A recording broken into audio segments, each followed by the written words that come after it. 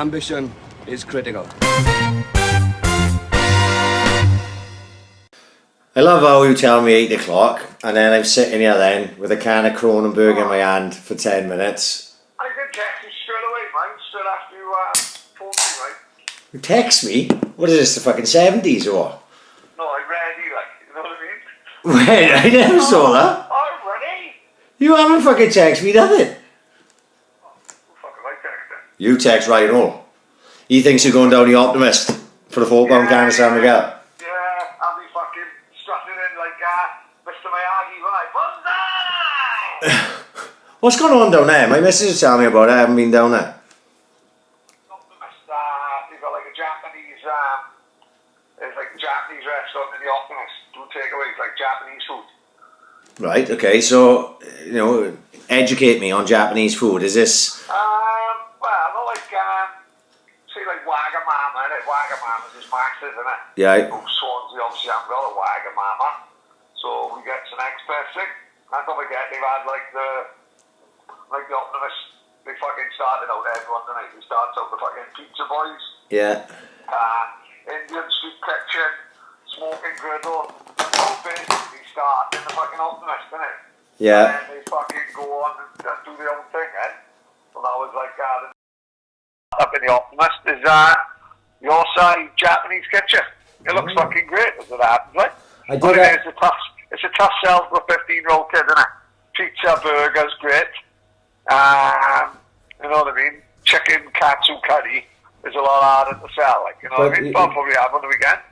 To be fair, you have led Tilly down the correct path up to this point, rocking up in Stone Island and going to gigs and shit like that, and she's 15. So Yeah. she, you know, she should follow. You know, if you say Japanese would be a good little move, she should follow you. Like, you know what I mean? Oh, fuck that. I'm expecting her to come down the stairs. No, like, can you remember Bonsai on Channel 4? Amazing. How many cans of Coke? There's Sean Ryder away. And you had Sean Ryder. One end of the scale. Mr. Shaky Hands, man. Yeah, Mr. Shake Hands, man. That's like brilliant. Now, I do remember him. Absolutely brilliant. He had like Pierce Brosnan for about 3/4 of an hour, didn't he? He's just shaking hands.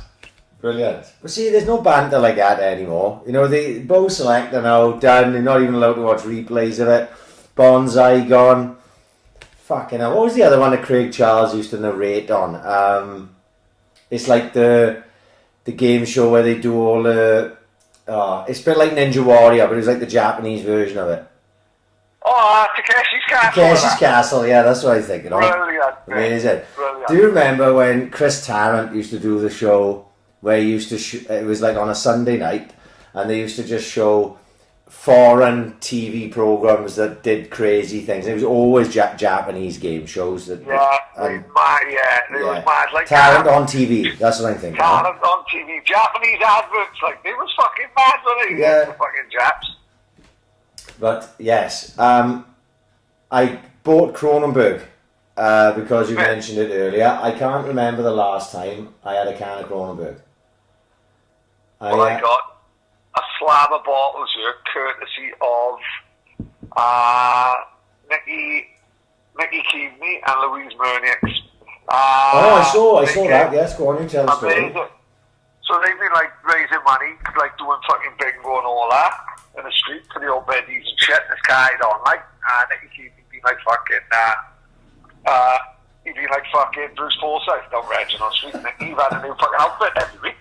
He'd be fucking great. Like, I'm a little bit I think Nicky Keaveney's going to end up hosting, like the ITV2 spin-off show of Nonce or Not. No, right, yeah. He's going to be like our Stephen Mulhern.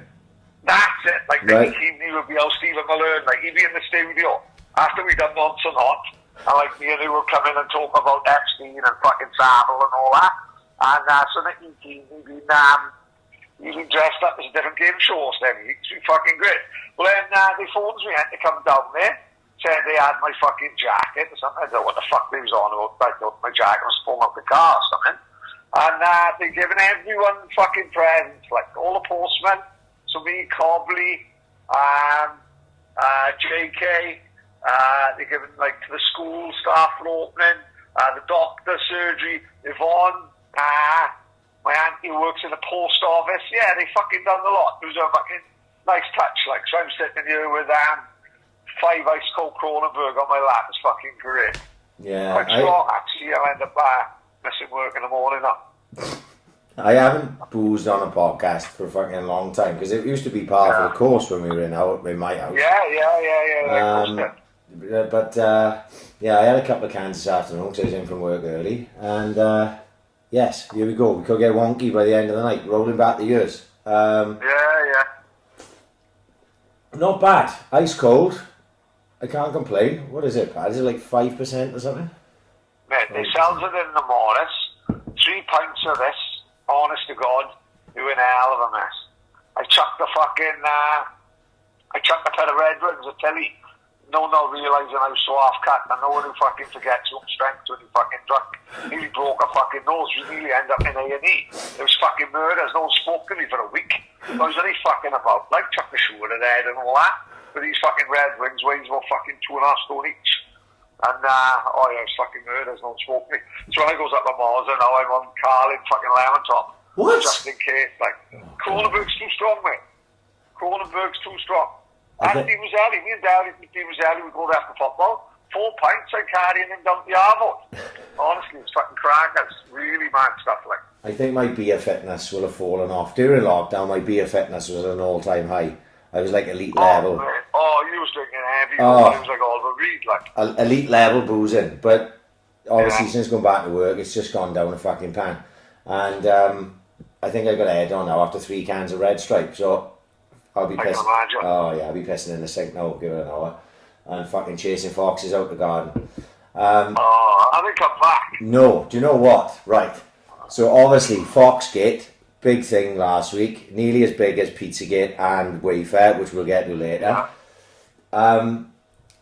So after all of the shit that went on, and the fucking response to it, which was mental, I couldn't believe it, and the photoshops, which fucking absolutely made my fucking day, with the different photoshops we got of me and my missus and foxes fucking everywhere. Like when I chased that fox out the garden, as surreal as that sounds now, it's not come back, right? Now, my missus had an ongoing argument with one of my neighbours for near enough 2 days, right? On Facebook. And led to the point where the neighbours are now ignoring us and deleted my missus off Facebook. Proper caused a rift here. Brilliant. I don't care who this fucks fucking fox is causing havoc. Causing havoc, I can't, right? Like Nick Cotton fucking rolling around here, fucking upsetting everyone. Right? Yeah. I'm sitting here, right? We did the podcast Thursday. Friday, I'm sitting here, coming from work, I'm sitting right opposite where I'm sitting now, and we were talking about it. And my missus decides, right? She is trying to find out what... She doesn't want to kill the fox, right? She just wants the fox to fuck off, right? Which is understandable.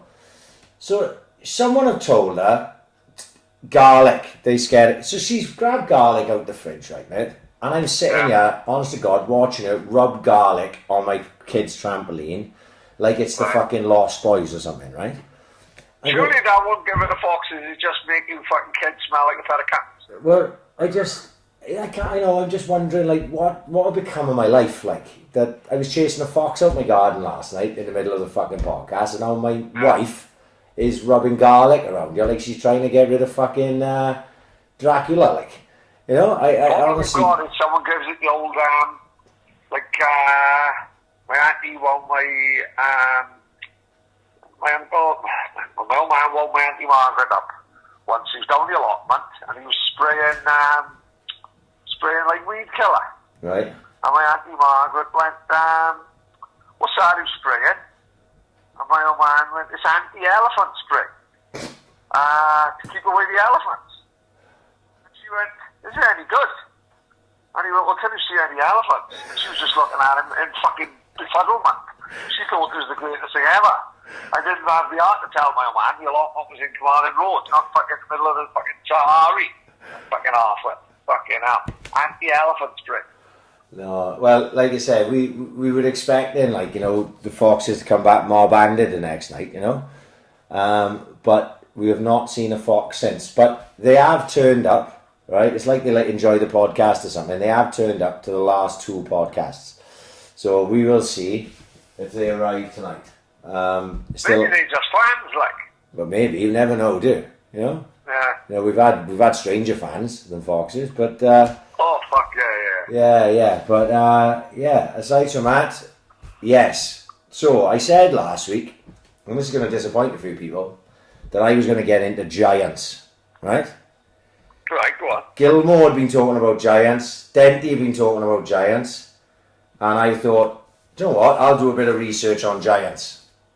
And then Wayfair happened, right? We're going in early with the conspiracy stuff. Okay. Right? Well, listen, why not? Why not? Fucking, you know. I tried to get this stuff out early, Pad, just in case I'm leathered later, and I don't, you know, it doesn't make any more sense than it does now. Right. Yeah. So, it was supposed to be giants. Okay. And I don't even, look, I haven't looked into it, right? Apart from a little bit today, which boggled my mind. But this Wayfair thing, I got bombarded with it over the weekend. Did you see any of it? Did I? Yeah, I did, yeah. Fucking mad. My daughter, not like you said about leaving my daughter, would I call it a stray? Probably not. But my daughter's fucking banging the conspiracy bad. You know what I mean? So she's telling me about Wayfair even before you fucking brought it up. So I don't know where this is going to bad, but the problem is when you've got a 15-year-old girl, she'll believe everything. Do you know what I mean? Yeah. We gotta go on to Britney Spears, right? So crack on with Wayfair. Britney Spears is probably madder than Wayfair as it happens. Just fucking crack. So you got right, okay, right. Save that now. Let's get this Wayfair done and that's it. So I got, honest to God, I got bombarded with it. I worked all weekend and I was just having messages, and they always started with, "I'm sure someone have already sent you this, but there's this," and it was just like, I'm getting it on everything, right? And when I had time to look at it, I will say it was fucking mental, right? If anyone's not seen what we talk about, go on Twitter, #Wayfair, and just have a look for yourself, right? Like I say to anyone, just always check this stuff out for yourself. Don't take my fucking word for it, I'm a twat. So I had a look at this stuff, and it seems fucking crackers, right? So if you go past all the Pizzagate stuff and forget all that, you go on Wayfair. Now Wayfair, I never even heard of before, right? I will say that. I have, yeah, 100%. I have. Right. So explain Wayfair to me, Pat. So Wayfair is like an internet site. Would I say like Amazon? No, not like Amazon. So say you want garden furniture for the house, stuff like that at a tidy price. Bit like, have you heard of Etsy? Only heard of Etsy because of this thing, this Wayfair thing. Now I'd not heard of right, that. Okay. Oh, don't tell me that's involved, right? So it's a site that sells. I wouldn't even say really cheap, to be fair. It's just an online site that sells garden furniture for the house, dining table, chairs, stuff like that. Pretty much nondescript website selling all stuff like that, which I wouldn't have given a second thought of up until last Monday. Right. So this Wayfair thing, when I started looking at it, I think the first video I watched, right? Like I say, I'm not saying any of this is true or nothing, but you can go and check this out, and there's multiple videos like this, right? Where you can go on to Wayfair and there's an item, let's say for argument's sake it's a settee, right? And it is priced at $13,000. $13,000, way overpriced, right? And in the description for it, the one I actually saw, right, was it was way overpriced, and there was only one available. And the girl she was like, don't ask me how they do it. When she was videoing her phone, let's put it that way, right, as she was doing it, and she went, right, I'll buy that item. So she went to buy the item, and when it came up, the details, a name was already in the details. I think it was Precious, something like Precious Brown or something like that, right? Now, if you go on like the Missing Kids in America website or something, there's a girl there missing, like, to match the name that was already in it. So the conspiracy was that they were hiding in plain sight, Wayfair, that you could buy missing kids, but they were disguised as like chest of drawers and fucking, you know, a settee or a fucking table that was massively overpriced, right? And then you could use the SKU number, which is like the item SKU number, so it'd be like SKU 8756, whatever the fuck. And if you like used a different search engine, it would bring up like kids and shit like that, right? It was all really, really fucking weird, like. And so then you go down the rabbit hole further, and like apparently like Ellen DeGeneres was like selling stuff on Wayfair, right? And obviously she's supposed to be linked to fucking everything, you know? Yeah. And then I saw one, it was like, right, so Wayfair, right? So waif, if you take waif, W-A-I-F, it means homeless, neglected or abandoned child, right? And Jesus Christ. And fare is money paid. Like I was a taxi driver, so a fare was what I got paid. So if you put waif fare, homeless, neglected, abandoned child, and the money paid for it, right? So all this starts tying, and you go, hang on, no. Because this, at first, it seemed crazy to me. See, I was like, no way would it be this obvious. That was my natural reaction, was, no, look, this is too obvious. Why, when you've got, like, the dark web and all this fucking shit, why would you openly, on a site anyone can use, try and do this stuff? Like as if you were disguising the sale of children through items you can buy on a website, you know what I mean? But if you go on hashtag Wayfair and you scroll through it, there is so many videos of people researching this stuff. It is fucking crazy. So it means that like, it's nuts, right? It's really nuts. It's as nuts, if not more nuts than Pizzagate, right? You could spend hours just on it, right? And like these people now that are on the internet, you know, they're investigating the fuck out of this, right? They're like all over it. That's why it's such a big thing all over Twitter and everything. And I just couldn't work out what was true or what was not. Like my first reaction was, no, this is too obvious. Then I was like, would conspiracy theorists be crazy enough, right, to create a hoax? Right? And the answer is, of course they are. Of course they fucking are, yeah. But for something that obvious, right? Is that possible? What do you reckon? I don't know how possible that is. It seems nuts. When you see well, these... it comes from nowhere, doesn't it? Come on, nowhere. Something just comes from fucking middle of nowhere to this, like. No, and then people were trying to tie it in then to like the Ghislaine Maxwell arrest and everything. It's like, oh, Wayfair just comes out, Ghislaine Maxwell's been nicked, as if she just went, yeah, hang on, let's go and check out Wayfair, right? Yeah. I don't know, like there was another one I saw earlier on today. I had a little nose earlier, and it was two girls that were filming a phone. You could hear them talking amongst themselves. You couldn't see them, and they were filming the Wayfair site. And it was like, I think it was maybe like pillows or something like that. It said item name, and when you put in an item name, so let's say you put Ashley, right, in the item name. Yeah. So the item was only about $49.95. You put Ashley in, and the price come up, $10,995. Delete Ashley off, goes back to $49.95. Put in another name, like let's say Chelsea for argument's sake. It goes $15,995. It was like as if the different names accrue, they were like different prices. So it really what they were getting at was you'd already have a list of the people that were available to buy, and you would just add the name in then, and that's the one you purchased through Wayfair. I don't know, right? It's proper out there, like. But at the same time, if you see it all and you read it all, like any good conspiracy theory, it seems to make fucking sense, like, you know? So then, I saw then, obviously, the god of conspiracy theory, Alex Jones, on InfoWars, after it came out, said it's a fucking a hoax. Now, I watched the video, it was about 10 minutes long, and he said that there's no way that they would do that if it was true.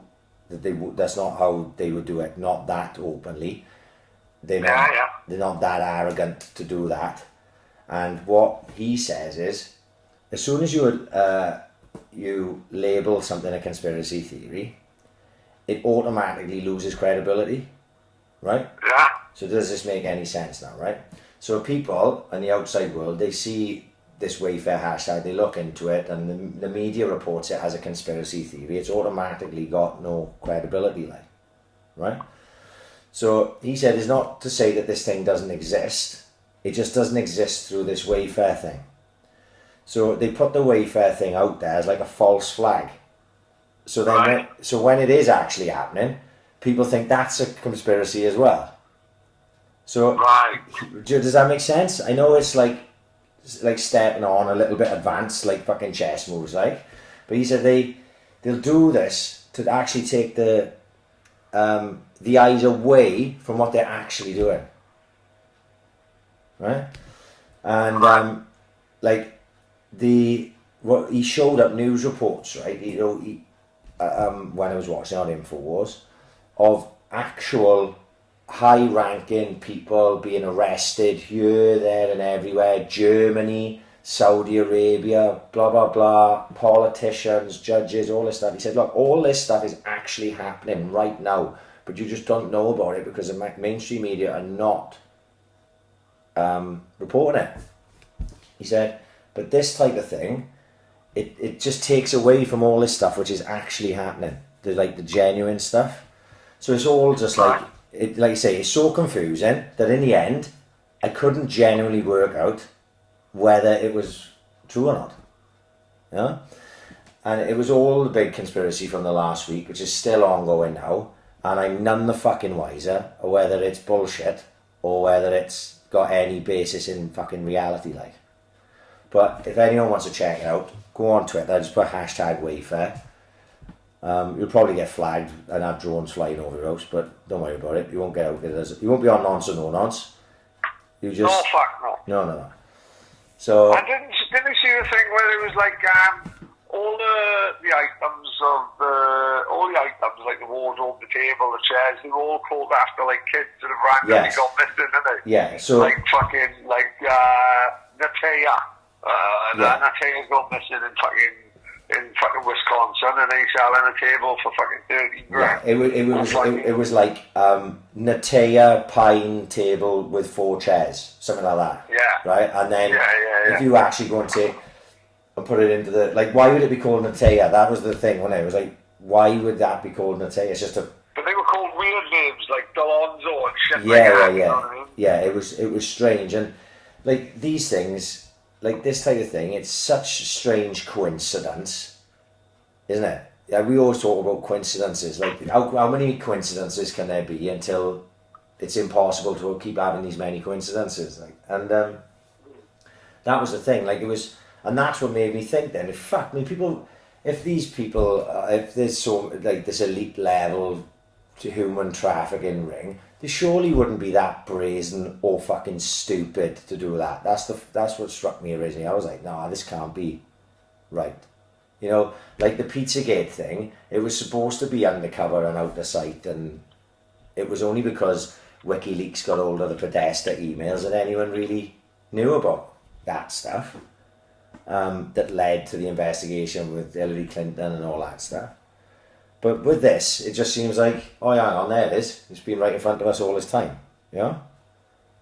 I don't know. It was a strange one. I'm still up in the air about it. But I get sent so much stuff, and like people's minds were boggled. Like, I can't believe this is actually happening. And I'm just, you to say, maybe it's not actually happening. Maybe it's designed to be that way, to sort of take focus away from something else. But if you want to check it out and fry your brain for a little bit, Wayfair on Twitter, and that's what that aside from fucking working like fuck, took me away from doing the stuff on Giants, which when I looked at it today, what Gilly sent me this afternoon, now I'm up for anything, right? And I am up for Giants. I'm not up for giants now, you know, as regards we don't see giants walking around every day, do we?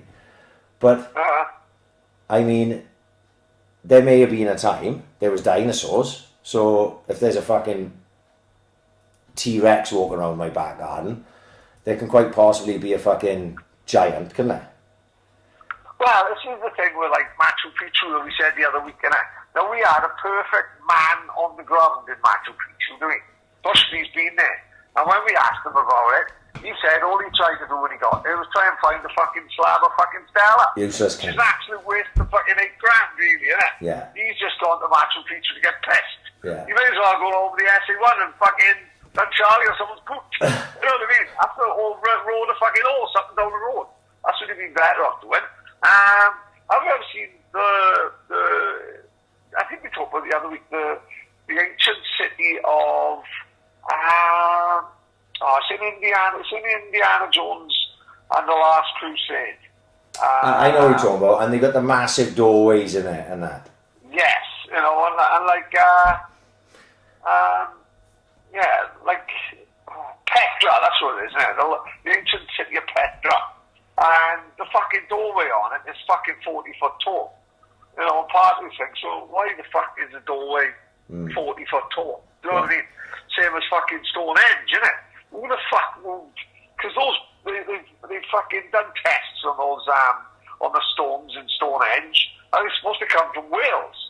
Now, who the fuck is taking that, from fucking, you know, Teddy Purdy won around in the fucking 2000 BC, was he? The only man I know who's moving from Wales to fucking Stonehenge. Well, I don't even know if it would be called Stonehenge before Teddy got there, would it? It would have just been called Henge, wouldn't it? So, you know, who's moving them stones from Wales? Like, Teddy Purdue is not there. You know what I mean? He's not fucking born yet. So how did them stones get to Stonehenge? Yeah. Fucking random. Like you said, the giant thing, I'm gonna have to look into it more. But some of the stuff I saw earlier was just I couldn't wrap my head around it. I thought, fuck it, well, that's what it was, right? Everyone's been I've been getting pestered a while about this Fall of the Cabal documentary, right? Which is on YouTube. Well, actually, it's on and off YouTube. It's one of them. It's like, if anyone bothered to watch Out of the Shadows, which we talked about a while back, it is like a more comprehensive version of that, right? Now, you can watch it it's like a 10-part mini-series. It's like 10 to 15-minute episodes, but the one I got sent yesterday by Ashley Do, big shout out Dewey, he sent me the full one, and it's like 3 hours long. I was like, oh, for fuck's sake, oh my god. Oh, I can't be doing that. Oh my god. Fucking hell, do you like watching a series of the fucking Young Doctor? It's like watching 10 hours of fucking Fall of Kebabs. Yeah, but no, Fall of the Kebabs.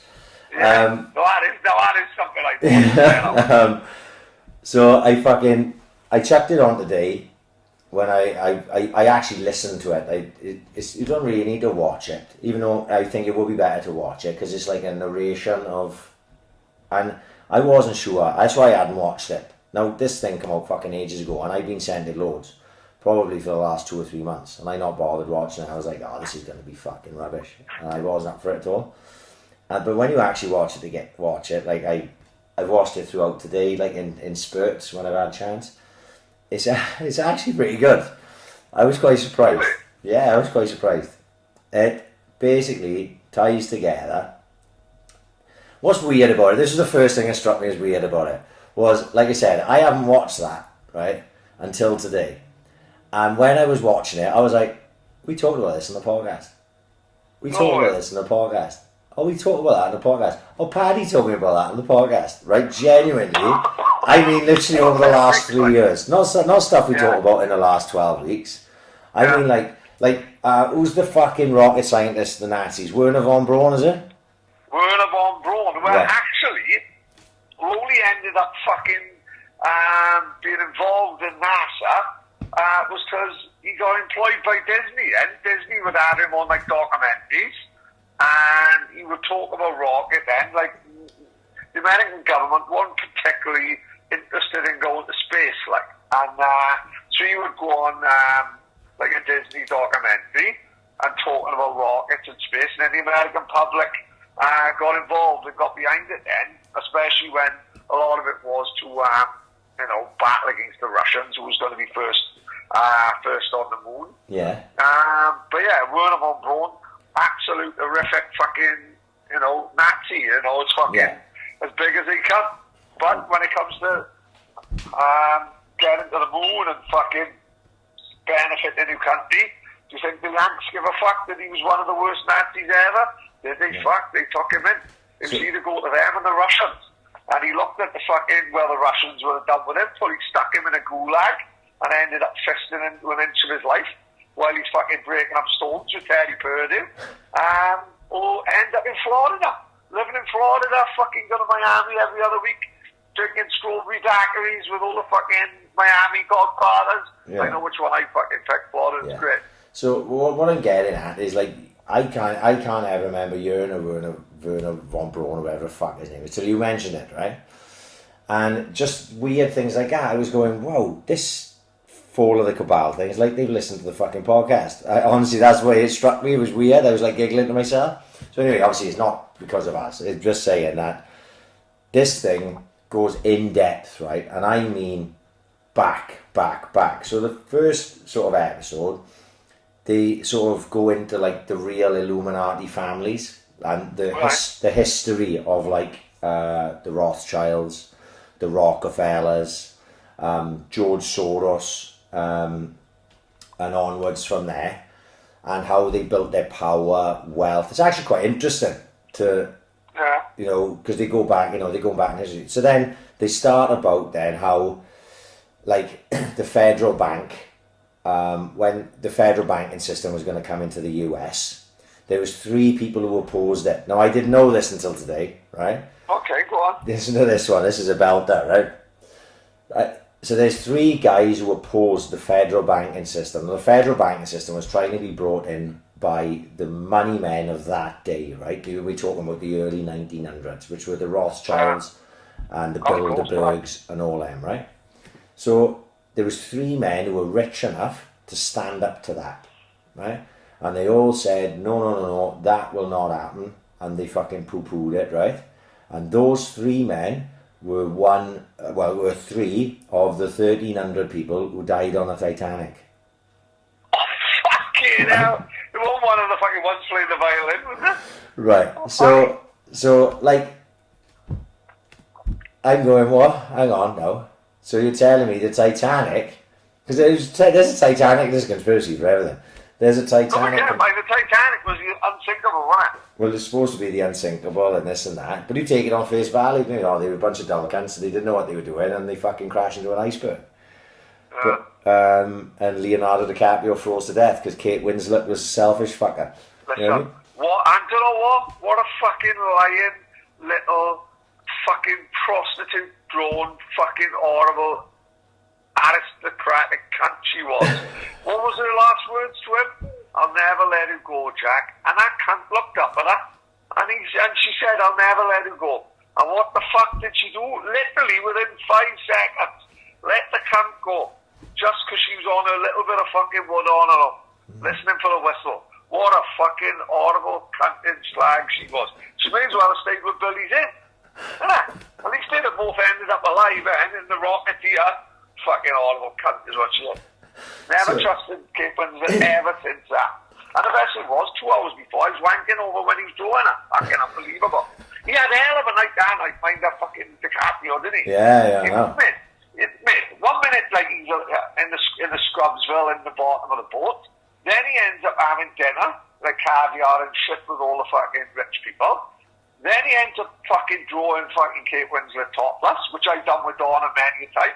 Reenacted that on a fucking, on a living room fucking chair. Unbelievable, exactly like Kate Winslet. One of you Donna tits hangs down at the side of the settee. He ends up drawing Kate Winslet. Then he ends up banging in the back of the car. Then he gets fucking handcuffed. And then he ends up fucking dying. Hell of a fucking day, mate. No spitting everything in one day. No, sometimes I struggle just to have a bath. He done about fucking 8 things in one fucking day. Fuck that. Too much of me. Once I'd have done, I see how the fucking phone was sneaking about the car. Fuck it.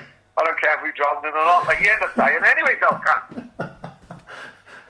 So they died. in the Titanic. So basically what it is, this fall of the Cabal thing, like, it just basically goes through time chronologically and stuff and brings together sort of things that are seen as conspiracy. But when you actually see the way they actually do a really good, the most annoying part of it, truthfully, is the woman who's narrating it is like Dutch but speaking in English. And she sounded like Steve McLaren. I was doing my head in. And but I managed to get over that hurdle because they do such a good job. And when they are tying things together, like they get the points where they're like powerful people in the world and who they connected to. Like, so they got a Justin Trudeau, who is the I believe Canadian Prime Minister, yeah, right. And Justin Trudeau, let's just take this as one, right? Justin Trudeau has got about 5 close mates who are convicted sex offenders or paedophiles, like, right? Right. Like, he's in, in awards dues with them. One of them is like chief of staff, all this and that. Like, proper, like, why would he be connected with these people, like, It always seems to be the people in power have got these people around them. When they get into the Clintons, pretty much anyone who's connected with the Clintons ends up with, and then they were found dead, right? Yeah. It made me think about whether I should even mention him again. This is why I'm going to go down and have a fucking Japanese meal before he fucking ends up found dead in the back of a dumpster on Sketty Avenue, like. Yeah, the amount of people who, like, right, so the Haiti thing, I don't know if we've talked about this, right? So there was an earthquake in Haiti, yeah? Right? Of course, yeah. Number of years ago now, I don't know the exact year it was. There was a massive earthquake in Haiti, which is a poverty-ridden place anyway.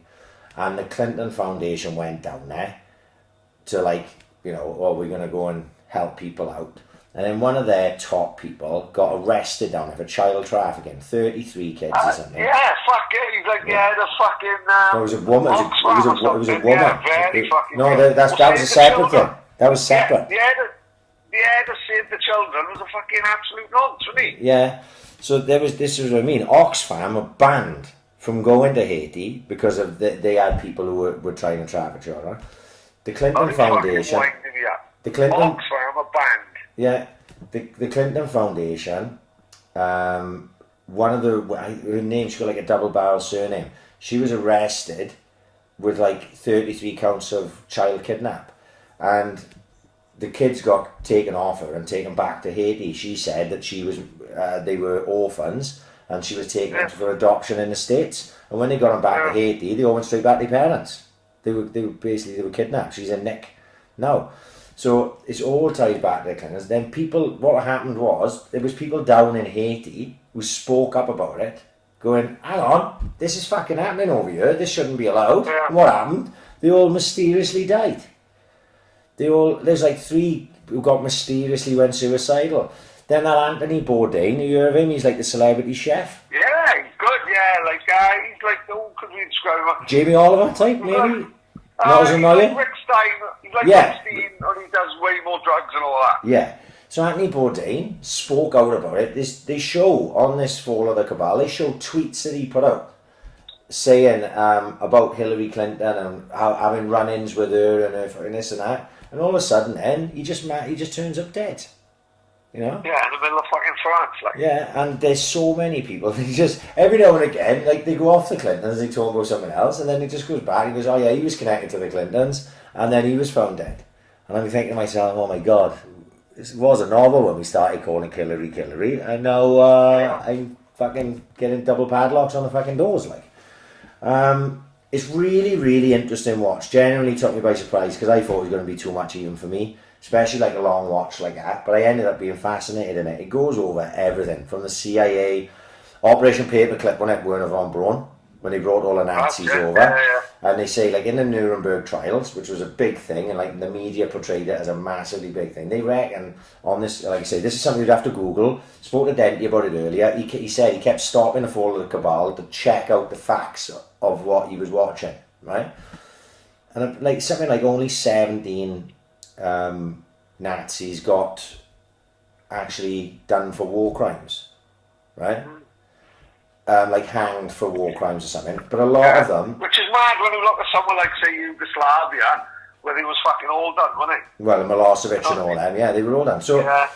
but the Yanks, they took everyone they could use and then left the others as the scapegoats, like, you know. Well, there's a good like podcast called The Rat Line. What the rat line is? The rat line is what the nickname they give to the plan of smuggling all the Nazis out to Germany. This is why you see loads and loads and loads got to Argentina randomly. Like Argentina took a load and loaded. So you find loads of German influences in Argentina. Same as randomly, like quite a few priests in Rome took a few of them in because, well, I suppose like Italy was like under a fascist state under Mussolini, and Italy were with Germany at the time and in the war, like, and a lot got taken into Rome. Like as you said, 17 out of how many fucking how many Nazi soldiers were there? Like fact check anything, but that's what, you know, this type of thing they were saying. Like I say, I think it's a fucking really, really interesting watch, right? And I'd love to sit there with someone who's not a kook like me. I'm openly prepared to admit I'm a crackpot. I love this type of thing. It fucking interests the fuck out of me. But I'd like to sit there with someone who doesn't believe in any of this. Any of it, right? I mean, literally, like, just believes everything they fucking see, everything they hear, and just go, Ryan, you fucking nuts you are. Paddy, you are fucking nuts. It's all nonsense, this is. I'd like them to just sit there and watch it and just see how it may or may not change their opinion, because the stuff is shown to you. Like, it's not just like, oh yeah, someone just telling you.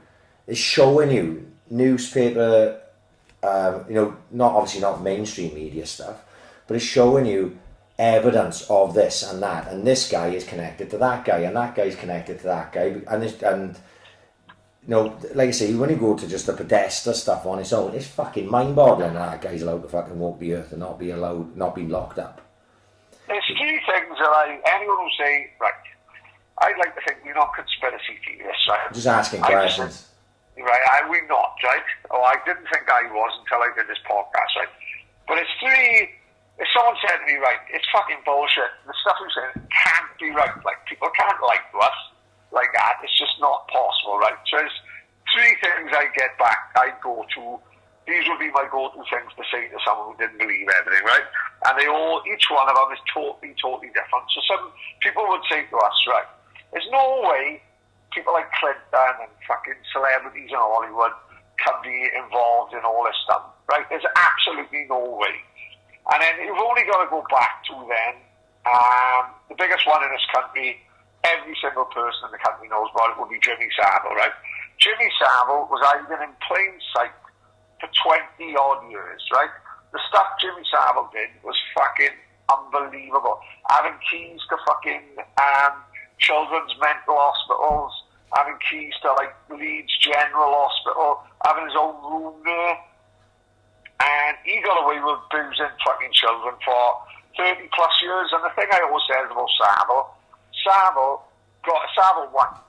Savile won, like, no matter what you say, Savile won. Because he died not even getting convicted. He died, he got away with everything. So Savile won, forget about it. But you look at the BBC now, it's all like, you know, Savile, Rolf Harris, they're all there involved in kids' TV programs, all abusing children for 20 plus years. So, like, technically, at the time, you would say about them, no, I don't believe any of that. It's fucking bullshit. How can you have people on the BBC? How can you have Savile meeting up with the Queen? How can you have Savile being knighted? How can you have Savile allegedly being brought in as a marriage counsellor between Charles and Diana, giving marriage advice? That seems ridiculous. Right? So, when you meet the royal family, you're going to be vetted in it, you know what I mean? You're going to be fucking checked to within an inch of your fucking life in it, because you meet in the royal family. And I not just mean like when Donna met Charles for the county hall, which I still really don't forgive her, because she slags Charles off the fuck, because she loved Diana, and she always fucking sticks up for fucking Diana. She always slags off Camilla, saying she's the other woman out of order. Donna was even going to go up there's a tree where it says, like, Charles loves Camilla. Donna was going to go up that tree and saw it off. And do it with a compass and all that, and scrape it. She fucking hates Camilla. When Charles and Camilla get down the county hall, who was in the front row, pictured in the Evening Post, looking up like I was with Ian Rush in 1989? Donna, the two-faced cunt. Unbelievable, right? Which goes to show we all get sucked in with celebrity and all that, don't we? So if Savile's getting that close to the royal family, he's going to be vetted to an inch of his life, isn't he? So they're telling me now that the people involved with the royal family didn't know what the fuck was going on. Please don't tell me in that fucking stupid, right? So that's one. The Savile, Rolf Harris and all them getting away with everything for years, right? That is one. The other thing, totally different, same country, there was a case called, there's a podcast about it, just type in the Daniel Morgan murder, and go online and search it up, like in the 80s. There was a guy called Daniel Morgan, a private investigator from London, who was killed in a pub car park. And it's an unsolved murder, but he was involved in like a private investigation company with a former head of Scotland Yard, a guy called Sid Fillery, and it was like a lot of police involved with him, and a lot of money went missing, and he was murdered. The murder was unsolved, and if you look into it, like I said, go into the podcast because it goes in as deep as the private investigation firm he was involved in. They ended up really closely involved to the news of the world. So they say Piers Morgan would have fucking known everything at the time because he was working for the news of the world. Remember the fake shake? Yeah. When they was like stinging people and entrapping people like Svengo Nelson all the time. Who was in London's Burning? Was a girl who was in Talisa. Dubs, what's her name? Talisa. So they're going Dom meetings with them with a fake shake, and they're saying, they're basically promising them the world, isn't it? And they're saying, look, we're going to go to Dubai, we're going to make a film with Robert De Niro, and then halfway through the interview they say, look, the shake wants, some cocaine, can you get cocaine? And this fucking guy from London's Burning, John Alford or Terry Alford or something, And John, I think you were right first time. John Alford, right? John Alford, right? So, like, what he says they must have said about 15 times, can you get, any cocaine? Can you get? And he said, no, I really can't, like.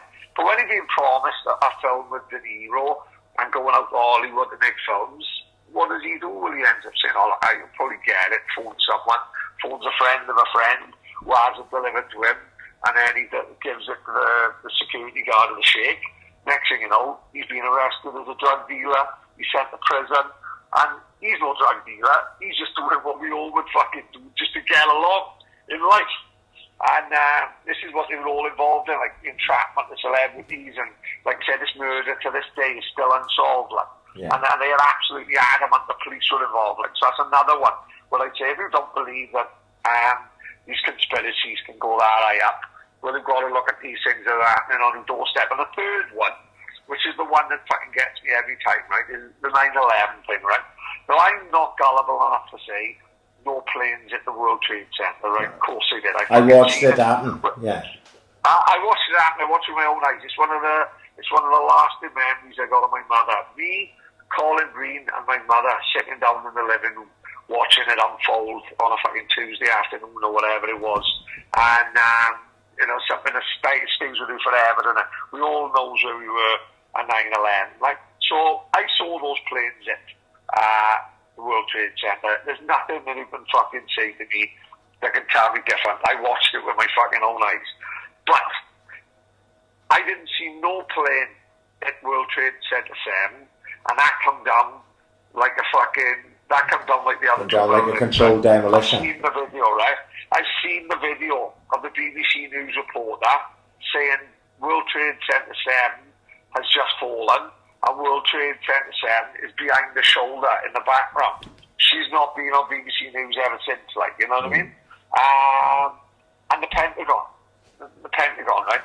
Let's be honest now. The Pentagon is the most secure building on planet Earth, isn't it? It houses every security aspect of the American government, right?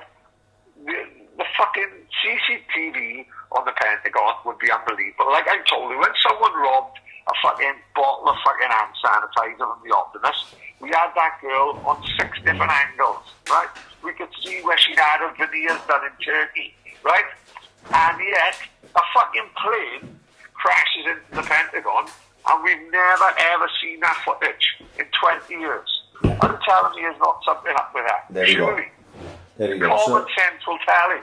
That fucking, when there's camera footage of people working in the garage saying that FBI agents come in their garage, their petrol garage, and took every single CCTV video out of the fucking CCTV cameras, and they were never ever seen again.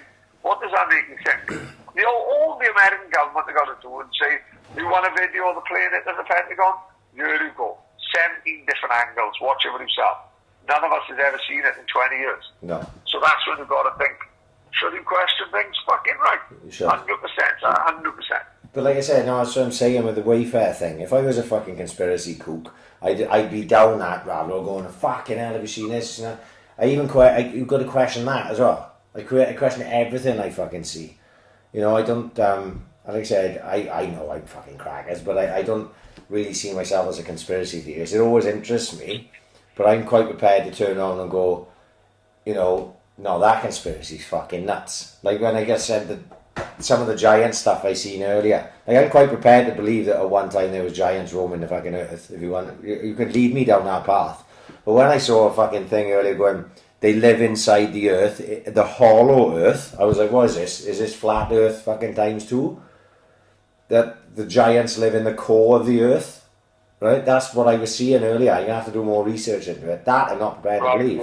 But like when you talk about 9/11, you can't tell me that there's a fucking person who got any sort of brain whatsoever that believes the official story of 9/11, because none of it makes sense. A story got to make sense, doesn't it? And of course it does, yeah. Yeah, you get in middle and end.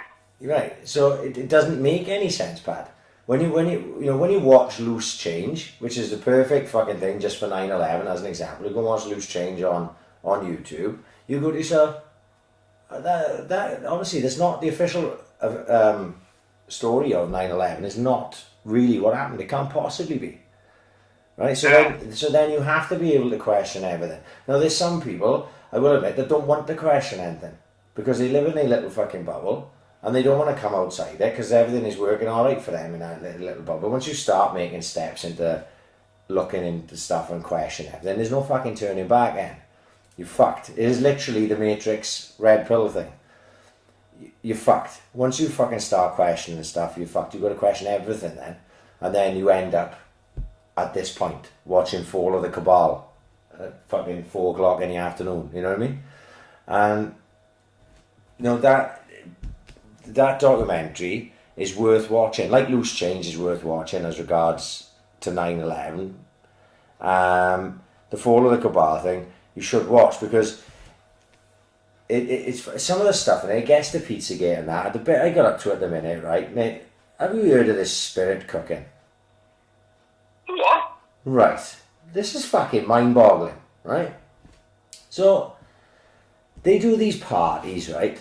These, like, elites. And I'm not just saying, like, we wouldn't even know where they are. Because there's photos of, like, Lady Gaga and fucking, you know, high-level fucking recording artists at these things called spirit cooking, right? Where it's like cannibalism, but it's not supposed to be real people, like. Right? It's like meat. I don't even know how to fucking describe it because it's fucking mind-boggling when you watch it. There'd be like what looks like a dead body laying on a table and Lady Gaga standing there taking a bit of steak out the side of it, like, right? But it's all played off as if it's like fake, and it's all. But why would you even do that? Because we've been to some crazy fucking things, but I don't think anyone could talk me into going to fucking spirit cooking, like. Of course, yeah. And that's the point I was at when I stopped watching it earlier on today. It's mind-boggling stuff. And when you see these people at it, and like I say, when it ties, what it does very well is it ties all the dots. Like me just saying that to you now makes no sense. But when you watch the Fall of the Cabal and the way it goes from one thing to another, ties Disney to this and that, and like only this last week I'd probably seen in Disney cartoons the like symbolism in Disney cartoons. Right, what? We watched Disney cartoons as we were kids, didn't we? Right? Yeah, fuck yeah, You know, and Don't tell me there's no fucking paedophiles and rescuers down under. right? But there's like, you know, this is the one that struck me. I never thought this. How many times must you have seen Flight of the Navigator as a kid? Oh, fucking loads and loads. Right. So in Flight of the Navigator, you're never going to be able to watch Flight of the Navigator the same again now, right? In Flight of the Navigator, when he steps out of the spaceship and the stairs come down in front of him as he walks out of the spaceship, those stairs are upside down paedophile symbols, the triangle paedophile symbols from Pizzagate. Oh, Jesus Christ. I know. What's the chances, huh? I know. Right, okay, there we are. What's the chances is the perfect answer to that. And it shows on Fall of the Cabal, there's a section on like Disney and movies and stuff and symbolism. Lady Gaga got loads of it in her videos, fucking Katy Perry, Rihanna, and then in cartoons, there's like there's a Donald Duck one, or maybe it was Scrooge McDuck. And there was like in the background, on the wall, you know, like when you go to the doctors, you have your eyes tested. Yeah. Right? So you're not going to pay attention to that. It's just a background thing. But some fucking nerd have highlighted it. And if you read the letters out as they go, it says, ask about the Illuminati.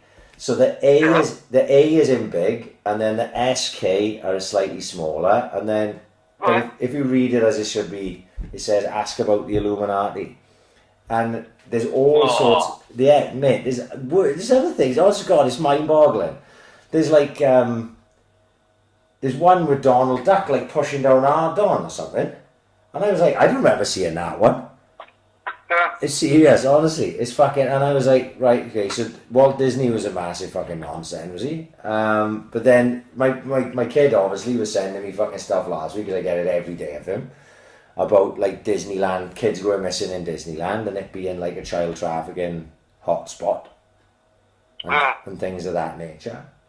So I don't know. Anyway, what I'm getting at is don't fucking listen to me. Watch Fall of the Cabal on YouTube if you can find it. Let's do a test. Right. Now I've been watching it through a link that Dewey sent me, right? So it won't be on my YouTube now.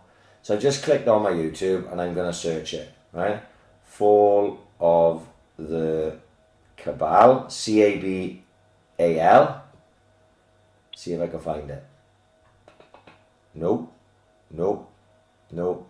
Oh, there's what you can find the parts of it individually, but what they've done, the people who've and they only uploaded it. One uploaded 5 hours ago, 1 day, 4 day, 2 days, so it hasn't been taken down yet. So basically, you can't find the full thing like I've got. Even though it is on YouTube, because when I've been sent the link I've been sent is through YouTube. The parts that are up here, as I can see it, what they do to stop YouTube checking stuff out, they'll minimize the screen. Don't know if you've ever watched a video like this before. So instead of a full screen video, they'll have it like, fuck me, it'll be bordered, and the video will be in the middle of it. A lot of like movies do that when they've got movies on YouTube that shouldn't be on there, and there's a couple like that. So obviously whoever puts this stuff up gets it taken down. I think the one I was watching today, of the link I was sent, was how many days old? Hang on, I'll tell you now. Oh, hang on, shut up you. 1 month. But that had been up and down there for a long time. And I just haven't got around to watching it. So it goes to show you, they don't want that stuff see on YouTube. That already should set off that should already make you want to watch it, in my opinion. Because it keeps getting taken down. I'm telling you, there's nothing in it that I've seen that is offensive in any way. It's an investigative documentary. Whether you believe it or not is completely up to you. That's why I'm saying everyone should have a look at watching it. I got a link for it, same as the other one I had the other day. If anyone wants to fucking see it, I'll WhatsApp it to them or Twitter, whatever, fucking I'll message it to them somehow or another and then have a fucking look at it. But it is quite mind-boggling and worth a fucking look. But, you know, it is heavy. It's not quite as disturbing as the other one I fucking sent to people, but it's just really heavy and informative. And like you said, it's the type of thing, once you get into that type of thing, there's probably no turning back. So maybe we don't want to do it. Maybe we just want to stay in a little bubble and just crack on like that. And you just like listening to us two twats talk about it for fucking 15 or 20 minutes or maybe half hour. I don't really want to do it. Just let fucking you do it, nah. Why would anyone want to fucking research? Just let you fucking do it. It's way easier. But I can't think but the thing is, no one really listens to what I'm fucking saying. So, you know, people do want to look at it themselves and investigate it for themselves. Like you say, if we've done nothing since we started this podcast, we've turned a large part of Swansea into fucking kooks. I'm quite proud of that. Yeah. You know what I mean? At least people are questioning. About Britney Spears.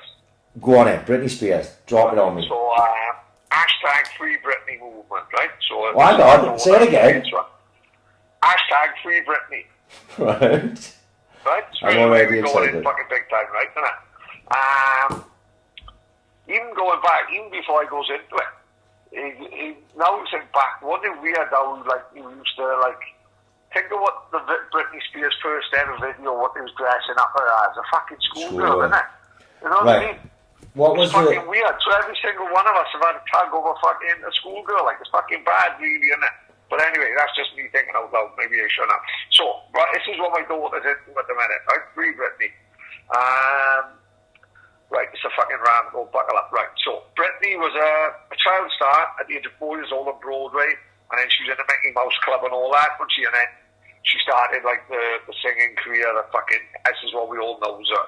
All knows her. So they reckon, because she'd been there as a fucking kid, basically, Britney's career had been on like autopilot.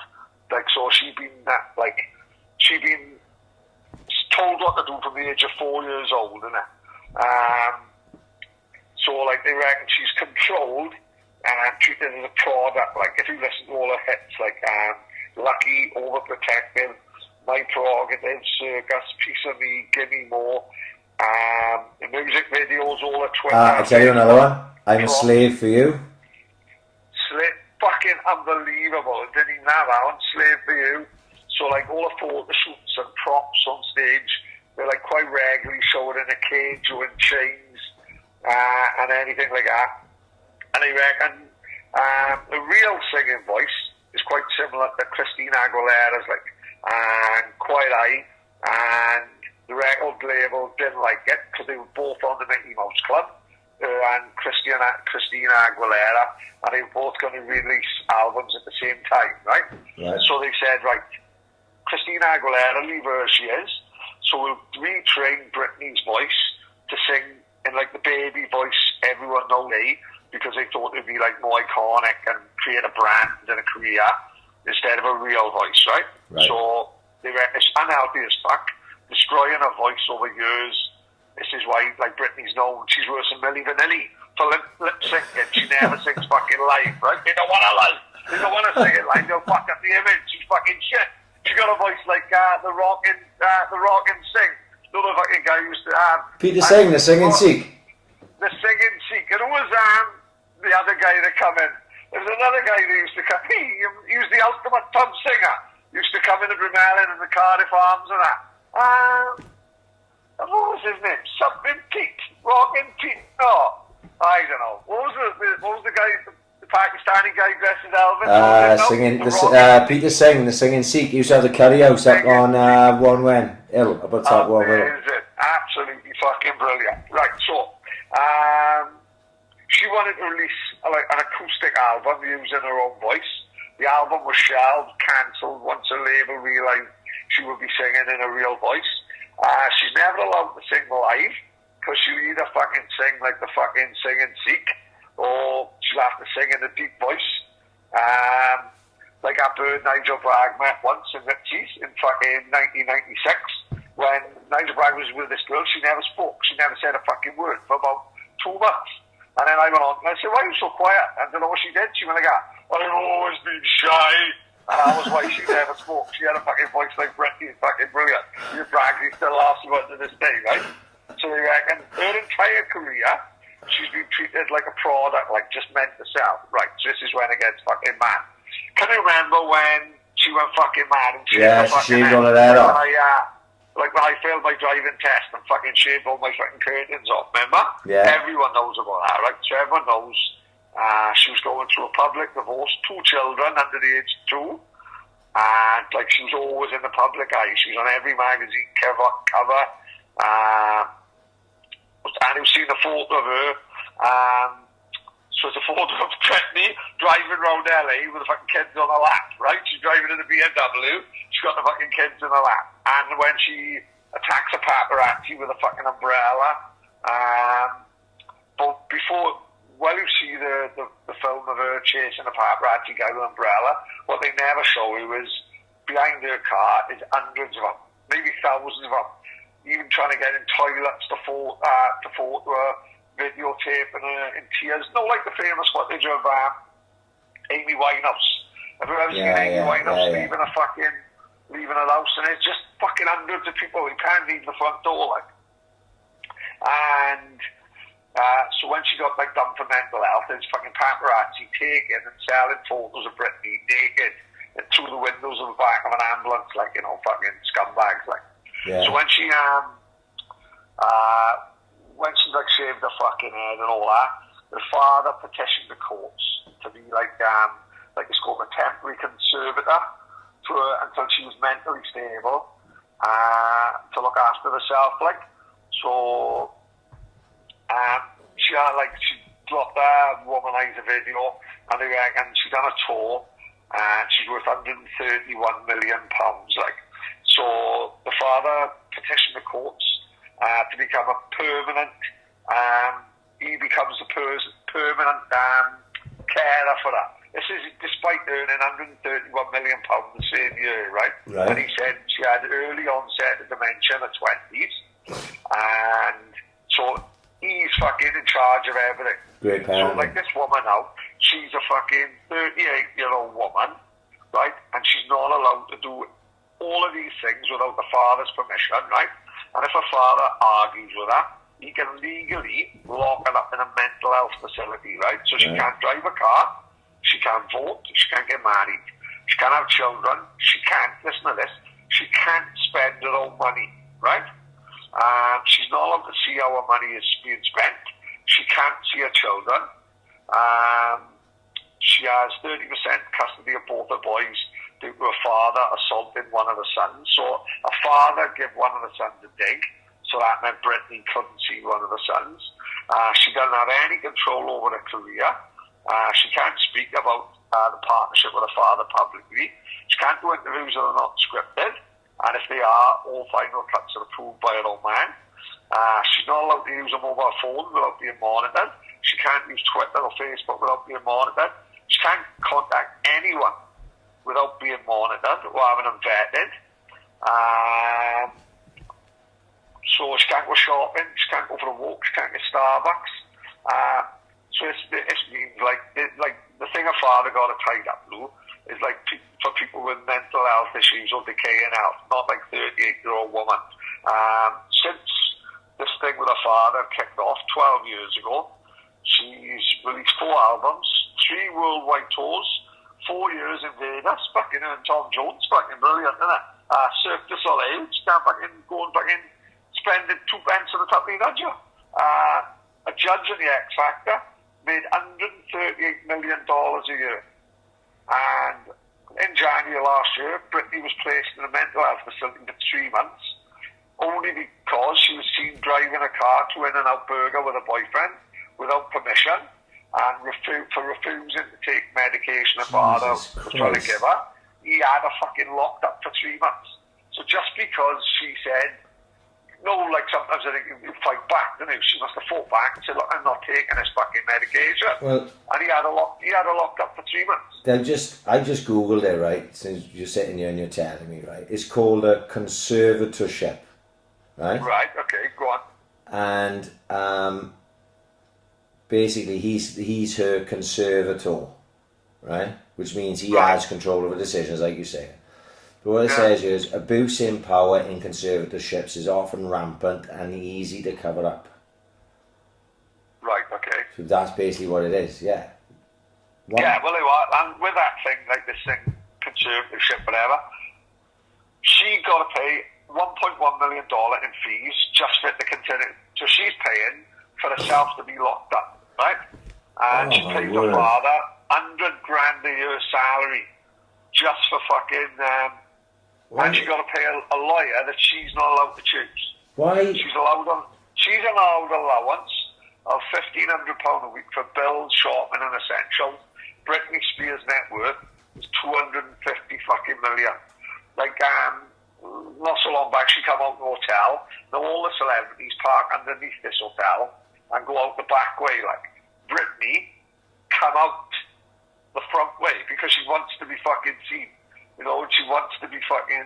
It's fucking chaos. Like, there's plenty of legs in this. This isn't the craziest thing we've ever talked about, mate. I'm just literally just scrolling through this.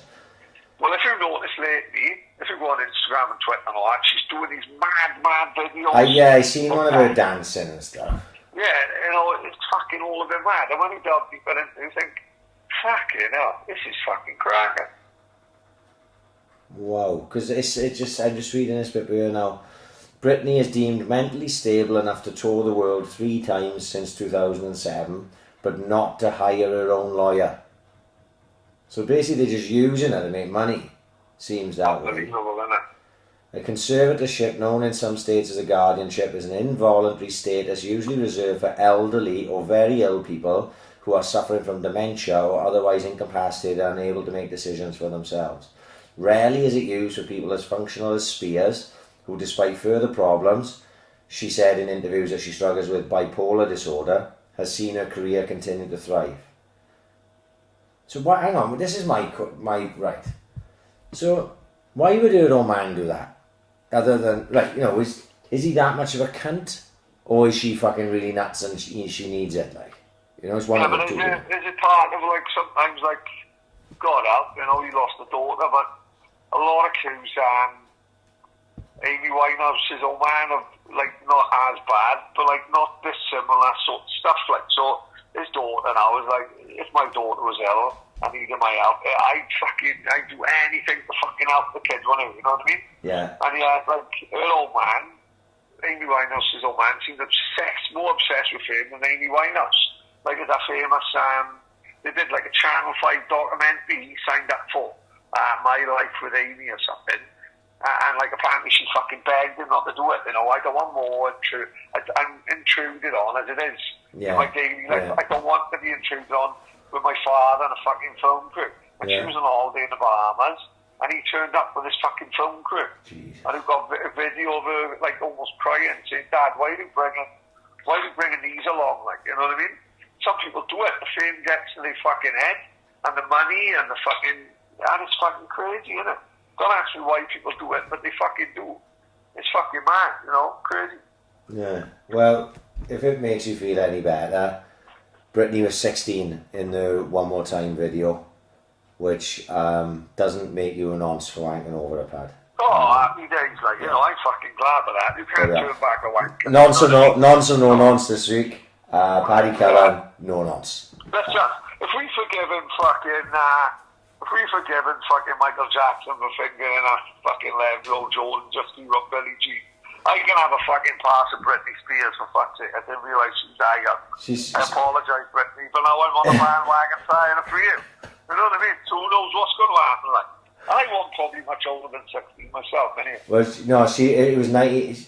I just checked now. So that video came out in 98, which made me 18. Oh, shit, sticks. So if I was 18, you were 20. So it's definitely more dodgy for you than it was for me. Because I think my girlfriend at that time was actually 16. I had a Nova van and everything. I'd be picking her up at the top of the Kingsway, wouldn't I? You know what I mean? Taking the Kingsway cruising. We'll always earn a couple of quid. Well, man said we'll always earn a couple of quid with a van. I just didn't realise he'd be kidnapping 16-year-olds on top of the Kingsway and trying to sell them to Podesta. You know what I mean? I thought he meant picking strawberries. Oh, fuck no. That we are. Free Britney. Still looking good at 38. I'll give her credit for that. You know, she's doing something. Yeah. She'll always be spot you know? Yeah. Oh, fuck, last night. Big night for the fucking UFC, for the Welsh boys. Amazing.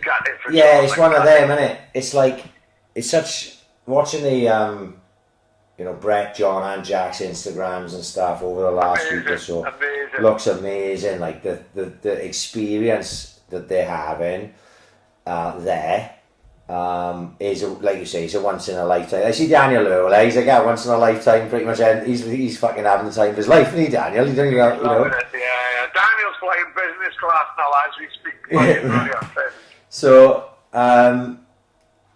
then obviously we spoke about it last week, and I said, looked at the records of the fighters. I fancy Jack to win, but tough. I think Brett's got a tough fight coming up. But I actually thought the toughest of the lot was John's. Yeah. I wasn't lucky to see, like, the guy you're supposed to fight was fucking Muay Thai. The initial matchup was definitely a better matchup for him. Perfect for him, like. Yeah, the initial matchup with Todorov or whatever his name was definitely a better matchup for John. And obviously he pulled out, so he had to fight this Chimaev. And as soon as I saw him, I went, oh God. You knew he weren't going to stand with John. He was going to shoot and he was going to grapple. He looks like Khabib's brother. Yeah, he looks like that type of fucking guy. He's coming out of Sweden, but he looks like Dagestani or like that. Yeah, of course, yeah. He ain't no Thomas Brolin, is he? No. He ain't walking around with a blonde hair and blue eyes, like, you know what I mean? He definitely looks Dagestani to me, and he came and did exactly what I sort of expected him to do. It's no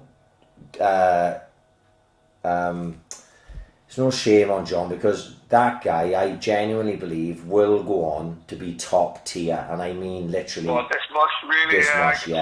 I believe so. Just looking at what I've seen of him, sometimes you look at maybe not. The it factor is more like Conor McGregor, I would say, right? He just comes in and he just owns it, and he's got that sort of persona as well.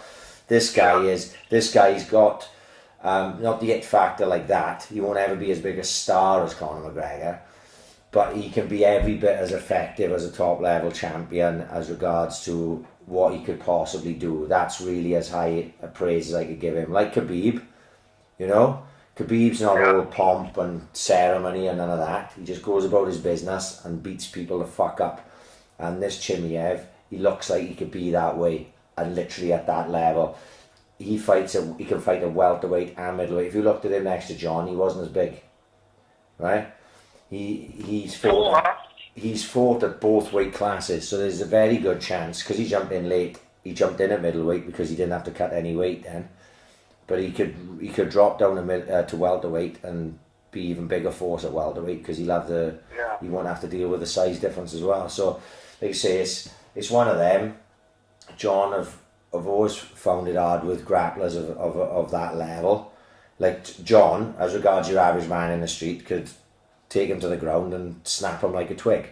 But when you're talking about these elite levels, black belts, there's difference in black belts in jiu-jitsu at elite level, So it is really tough. The guy that stood with him, of course, is a different game, but he never had any intentions of that, and he just took John down and he gave him a tough time. And then submitted him. How fucking tough is John? No, he's hard as fuck. He's hard as fuck. We were talking about today, we were talking about today about, my opinion, and we spoke to John about this when he was on the podcast about bare knuckle boxing, how it is just absolutely suited. We talked to Daniel about it as well, when Daniel was on. And how John would win in any weight class John decided to make in bare knuckle boxing, he would win the world title without much trouble at all, right? Yeah. But obviously John wants to fight MMA. He's at the elite level in the UFC, and he's going for it. You can't fault him for that. He is tough as fuck. Bare knuckle boxing, that would be how would you supposed to stop him in bare knuckle boxing? He won't be able to, not without him fucking weighing you in at some point. In the UFC, obviously, it's a different game. We talk about the top echelon of the sport, and like you say, I always felt it was a tough fight for him. I thought, out of the three, if I could have ranked them Jack had the easier fight, Brett, and then John had the toughest fight. But none of them are easy. Don't get me mixed up there. When you're fighting at that level, Jack made it look easy with the way he went about taking apart Aaron Phillips. He fucking battered him, you know, and just grappled the fuck out of him. And was really impressive. And it was amazing to see a Dana White's video. I don't know if did you see that? Oh my fucking god! Dana White's Instagram. Goosebumps. Yeah, I had fucking goosebumps. No, the timing of that was absolutely fucking amazing. The fact it was Dana White, the fact it was Jack, the fucking song was fucking perfect, wasn't it? Yeah. Unbelievable. It was fucking amazing. Thinking about it now, I forgot about it. So anyone who haven't seen it, Dana White was doing a Instagram live, Brad, was it? Instagram live, yeah. Instagram live, and he walked into the arena, and as he's walking into the arena, Jack is walking in with his team with Oasis was his walking music, which was Supersonic. Supersonic? Yeah. So he's walking in, Jack's, and he's like filming Jack. Dana White knows the main man walking in, filming Jack walking to the ring, and you can just hear Supersonic in the background, and then he's filming John Anik and the commentators and everything, and it's like a proper, like I saw Jack retweet it, that's when I retweeted it, and I was like, oh my god, what a fucking amazing moment. And we talked about it last week, Pad, that there was out there last week was Jack, out there this week, sorry, it was Jack who'd been on a podcast, John had been on a podcast, Brett had been on a podcast twice, and Daniel had been on a podcast twice, and then other boys that we saw were out there that we wanted to get on the fucking podcast, and it was like... We've spoken to Curtis about coming on. Curtis Dodge, who was out there with John, we want to get Curtis on. Richard Shaw, we spoke to. Yeah. Right up for it. Yeah. You know, nearly everyone out there was fucking either being on or coming on, you know. And he's amazingly proud, like I say, you know, with John, I heard he signed a new contract. That's what I was told. You know, I'm taking this gospel, but I heard he signed a new contract after he won his last fight. So we hope that he can get another chance, because he did stay in there and fight whoever they give him. I don't think John would pull out of any fight. There's no way that's going to fucking happen. He would fight anyone. Yeah. And you just hope that they give him opportunity to fight. Maybe that guy again, another guy that he was meant to fight first time round. Yeah. Yeah, right, John, we'll give you another chance, no problem, mate. Yeah, but you're gonna fight him. Yeah, right, no worries. Because obviously it was a terrible matchup for him this time round. Amazing win for Jack again, who just keeps going from strength to strength. And now it's Brett, now Saturday. And like I spoke last week, I think it's going to be a tough fight. I think it's going to be a real tough fight for Brett. I would still think, touch wood, you know, you would fancy Brett with his experience and everything to be the favourite in that, but it ain't going to be easy. But again, amazing experience. Again, the UFC are just fucking absolutely owning it as regards what they're doing. So, well done to the boys, basically. Just a shame it didn't go John's way, you know. Obviously, we would have liked him to just spark the fucking guy out early doors, but that is the sport, you know. But I've seen a photo of him that Daniel put in fucking business class. John is fucking laughing, smiling behind him. Listen, it's the fucking elite level sport, isn't it? This is what it is, like, you know what I mean? It ain't fucking hard. If it was easy, everyone would be doing it. And it's they should be just all three of them should be so fucking proud. So proud, yeah. For what they achieved.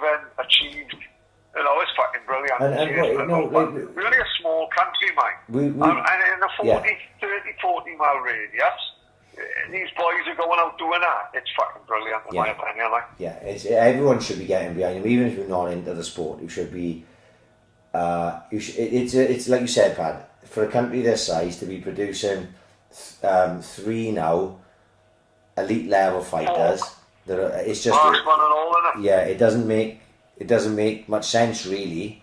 How we've done it, but you see, when we spoke to Brett and John about it, and Dino as well, and Jack and that, these boys have pioneered the sport here. They're still in the infancy, so they're leading to what will only become better fighters again in 5 years' time, in 10 years' time, and who will we be talking about then at this level? Because, you know, we've obviously got Wales seems to have a knack of putting tough boys to be able to fight at that level, like, so, you know, congratulations to all of them anyway. Forget the results, you know.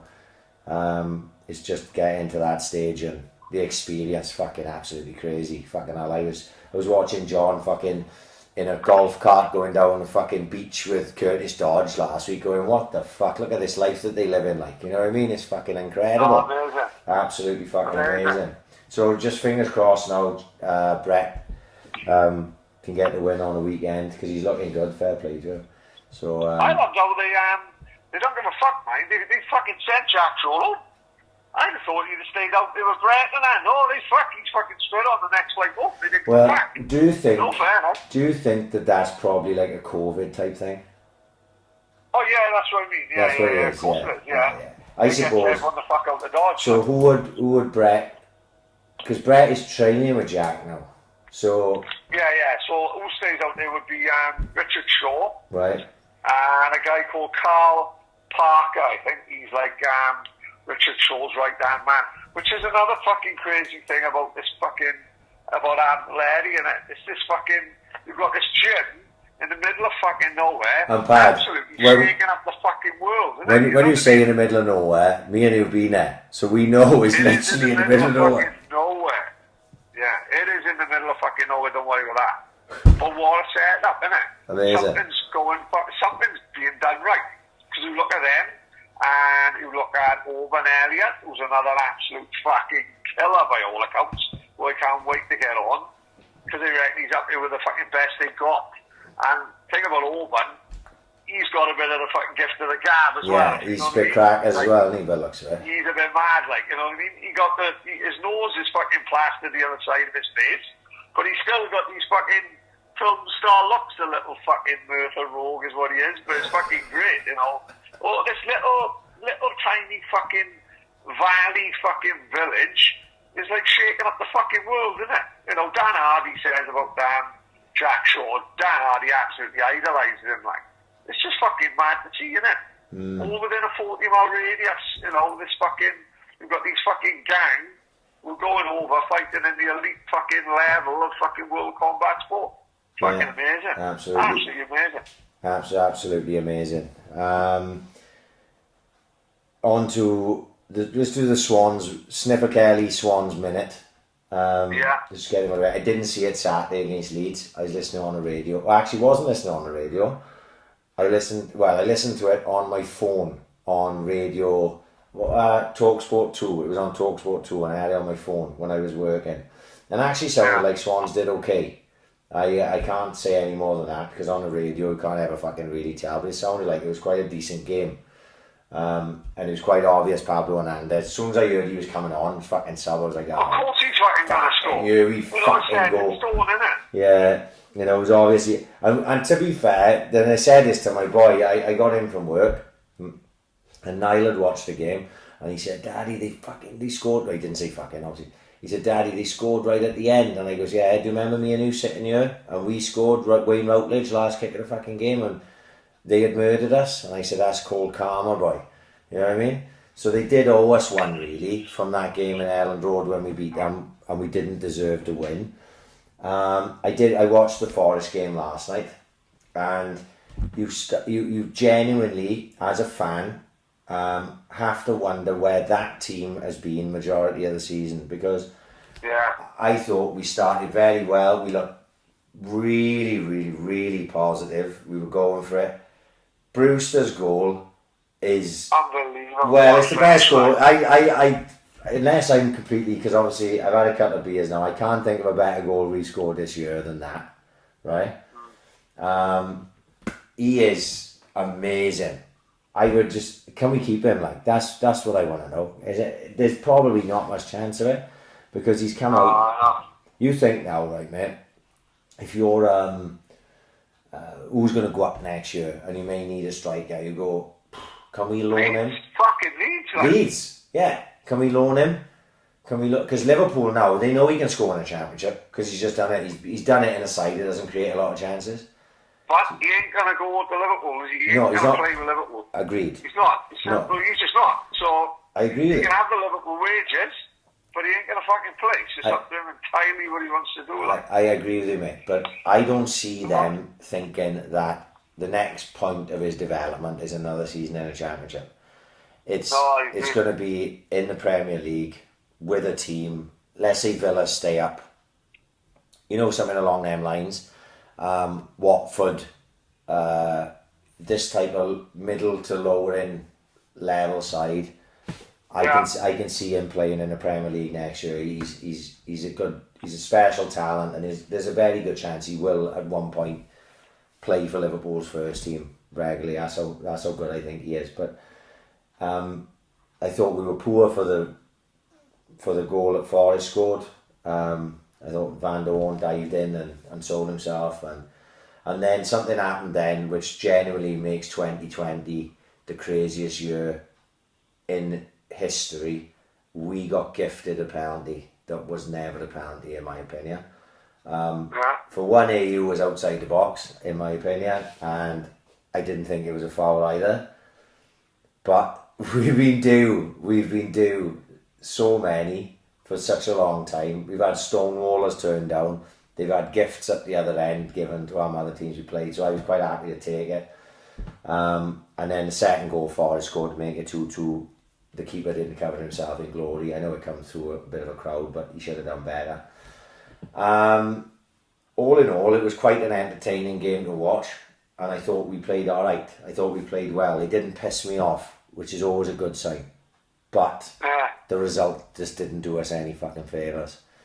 I know. You know, especially when you see Cardiff go back into the playoffs and all that. I looked at it now just before the podcast to see where we stand. We got 2 games left. We got Andy Lardis have done well, mind, didn't he, for them? Fuck me. Yeah, you know. Because Swans owe us fucking Cardiff owe us. Don't really fucking fill me with fucking you're not. incredible fucking. No, of course not. But it's just about putting points on the board, and they've managed to do it. I looked at the table. We got 2 games left. We got Bristol City Saturday, and then we got Reading. And we need 6 points, and we need other teams to lose. And you know, that's a tough ask against Bristol City, who are no mugs, and you know, and I would say we're not exactly brilliant ourselves. And then the question I'm asking myself is, let's say I said all year that we'll finish around 11th, right? And we are set to finish higher than that. You know, maybe 7th, 8th, 9th. And then I was starting to ask myself, has this season actually been a success? Because do not think we punch in slightly. Do you know what I mean? Well, I don't know. I see this is an open question to anyone. You know, and like I say, I'm not sure. I'm not sure because I've seen near enough every game, and now I look at it in the way we played last night, and we took it to Forest. You know, we were the better team. I don't think anyone doubted. I think Forest will doubt that either. We were the better side. Where's that sort of positive performance been for most of the year? It's not been there. So is that because the players are? Is it the players' fault? Is it the management's fault? I think it's a bit of everything. If you know what I mean. Cooper's inexperience, stuff like that. So they'll be on one hand. There'll be people going, "Fucking hell!" Do you know Cooper have worked miracles here with this side? And then there'll be other people who go, "Fuck! If we'd only just been a bit more positive in this game, in that game, in that game, in this game, in that game, we'd be in the fucking playoffs now." So actually, probably. The reality is obviously always somewhere in the middle, and maybe we'll just end up where we were meant to end up. And Cooper hasn't been a fucking massive failure, although he hasn't actually been a massive success either. And who knows what the fuck type of side we're gonna look like. I know Norton got sent off, right? And that may very well be the last time we see Kyle Norton now. You know, he's out of contract. I can't imagine that the Swans will try and re-sign him, which is quite like I wasn't a Norton fan for a long time, but over this season and last season, he sort of won me round because instead of being a fucking prima donna and having a monk on about dropping down the championship, he actually got on with stuff. Played in the centre midfield for us.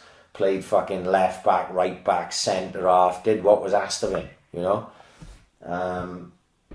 and actually been one of our more consistent performers.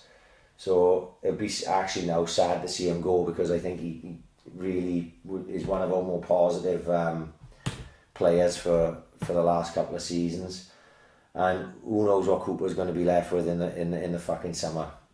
Let's hope it's not as poor a squad as I'm imagining it'll be.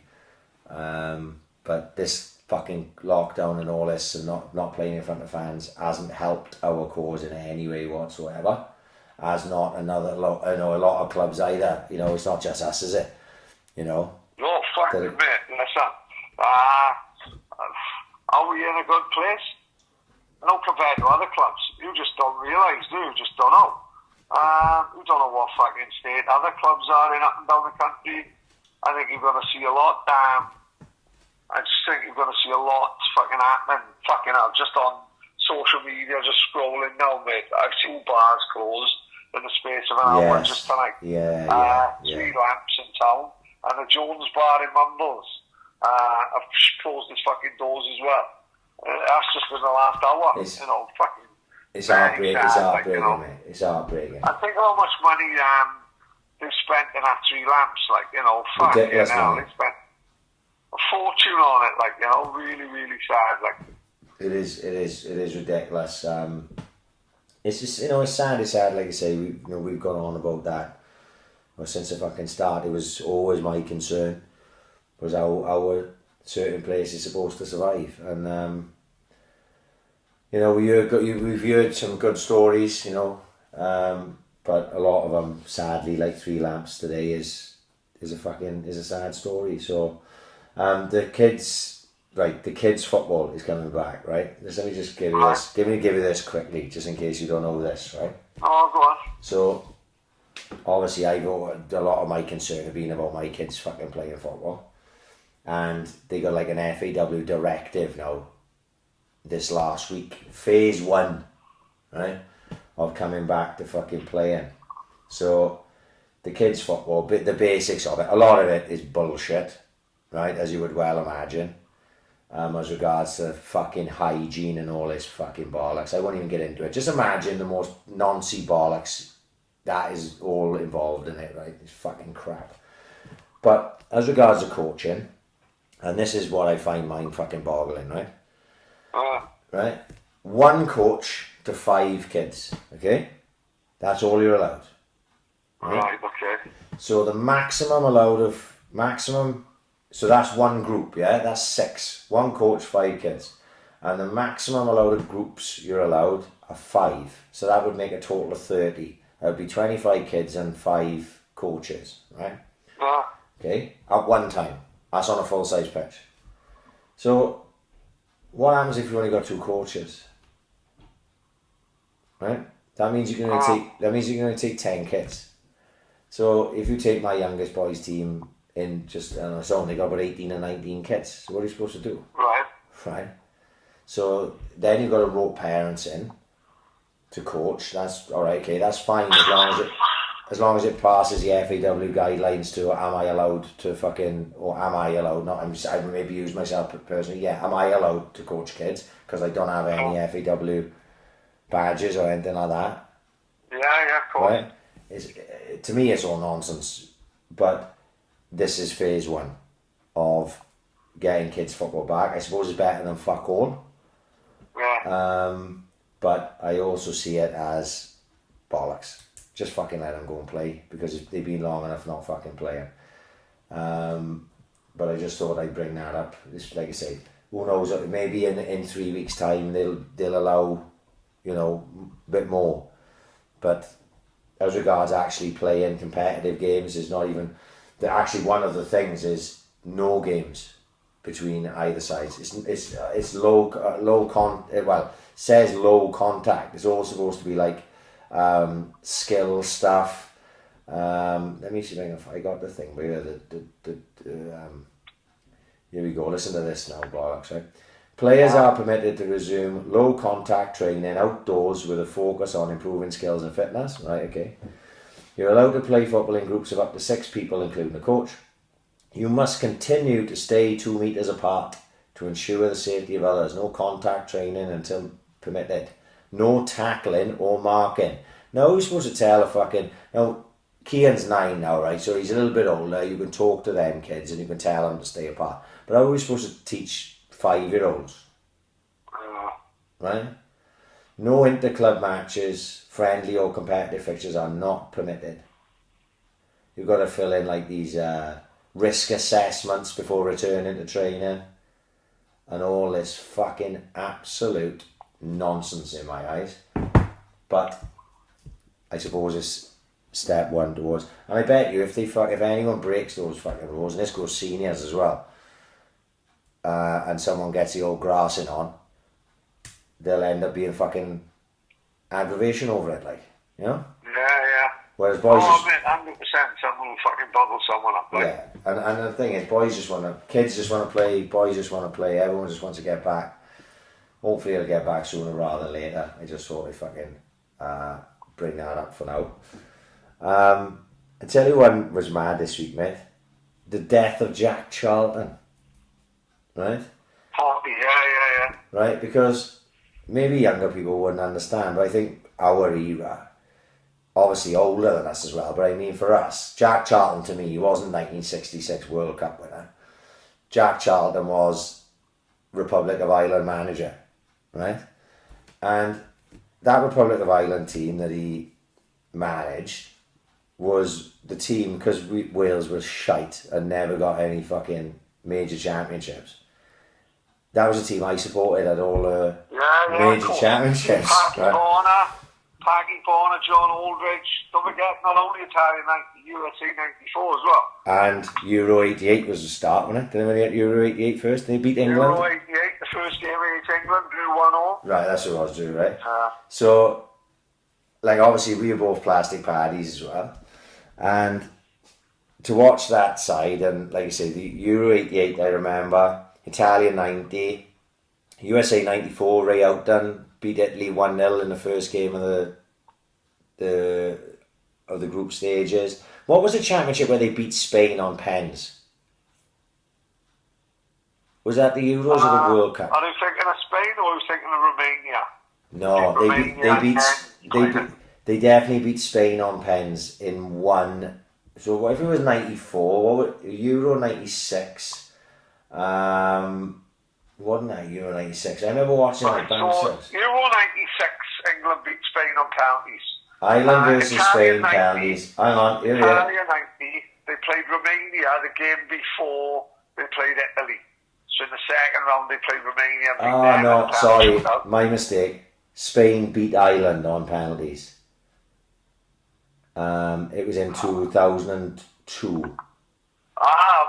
When they beat Germany, didn't they? 2-1 or something. Right, yeah. That's the one. Robbie Keane, Robbie Keane. Roy Keane fucked off, did he, remember? That's right, yeah. And then he ended up walking his dog like that.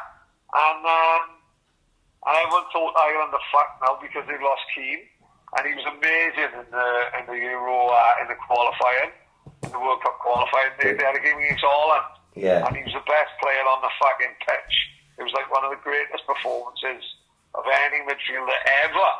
And they said, how the fuck are you going to manage up Roy Keane? And Ireland did fucking well. Yeah. Got the second round, maybe the quarters, they done really well. Robbie Keane was scoring like fuck. Yeah. Matt Holland was actually playing well. Yeah. Yeah, it's good. Yeah, and like I say, when I heard he died, I was in work Saturday when I heard he died, I was like, oh, fucking hell. Because, like I say, he always seemed like a tidy bloke. When I had TalkSport, I put TalkSport on. I never listen to TalkSport anymore, but I had TalkSport on in the van, and there was like all these tributes to him and all these different people, like, you know, Matty Holland was on there telling a story about him, and, you know, win some championships and all that, and it was just amazing, you know. He seemed like a fucking great bloke, like, you know, and I'm more of a football brain than you think. Yeah. They were saying about I can't remember who they was fucking playing, but it reminded me of Sean Coughlin when we all called him fucking mad. So yeah, I can't remember who they were fucking playing, but Charlton moved Ronnie Whelan, the left back, and Paul McGrath, the right back. And everyone went, what the fuck are you doing? Ronnie Whelan's probably our best fucking centre midfielder. And Paul McGrath is the best defender we got. And everyone doubted him, and everyone called him a fucking idiot and all that. But the reason he did it was, wherever they were playing, the best players were the two wingers. And he said, common sense to him, was he put his best players against them to nullify their wingers, and it ended up working out. And they all went, you know what, that's fucking genius.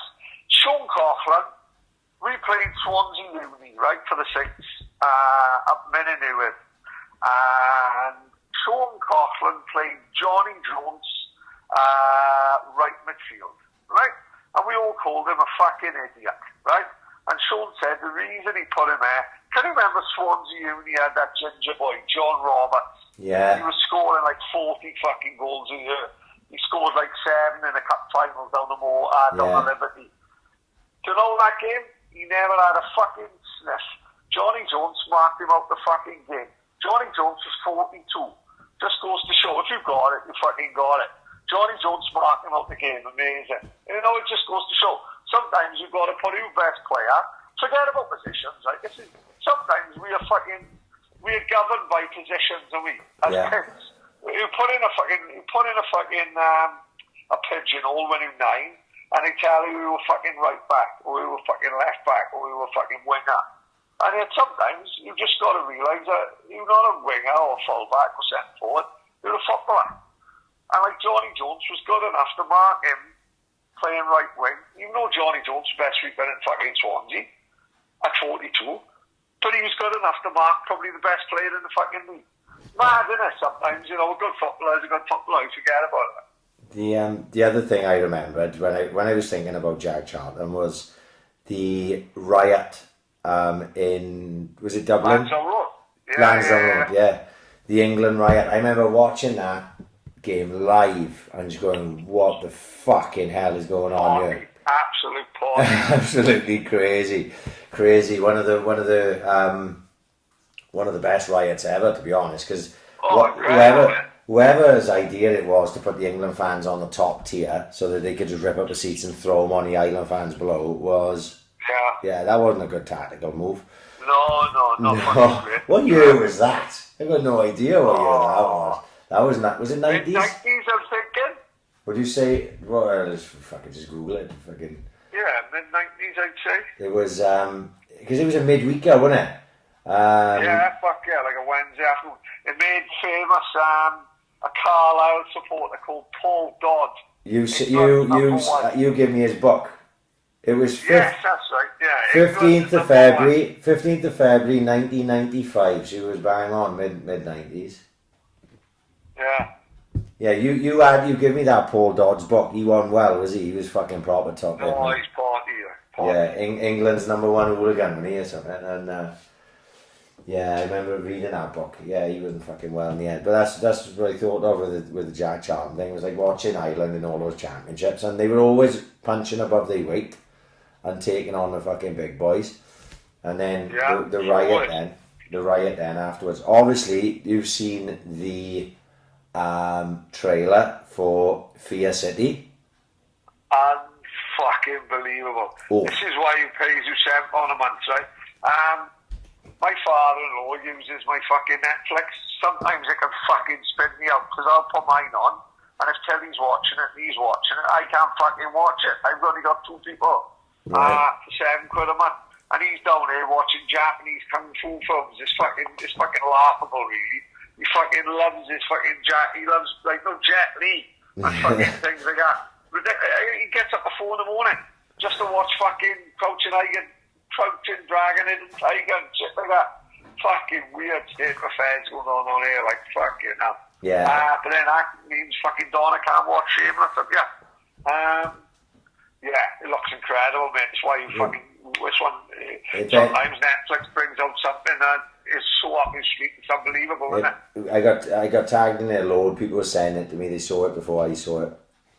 If anyone haven't seen it, I don't know what we're talking about. 22nd of July, documentary, mini. I think it's 3 parts maybe. Called Fear City, and it's basically about the mafia in the 70s in New York. Yeah. And how... Don't forget, now, New York wasn't always this fucking tourist trap that it is now, mate. No. New York City was rough as fuck. Yeah. In the 70s and 80s, and it was only changed by fucking Giuliani and people like that. Like, you know?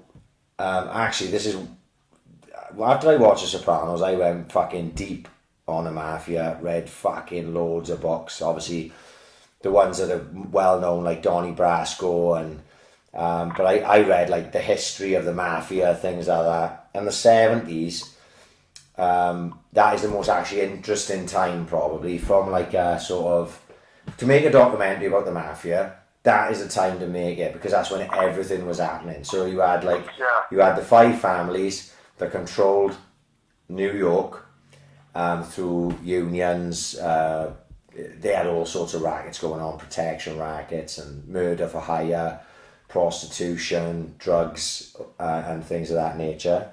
And they were just basically, they controlled all the fucking politicians and all the people of power, so they were just left to just carry on.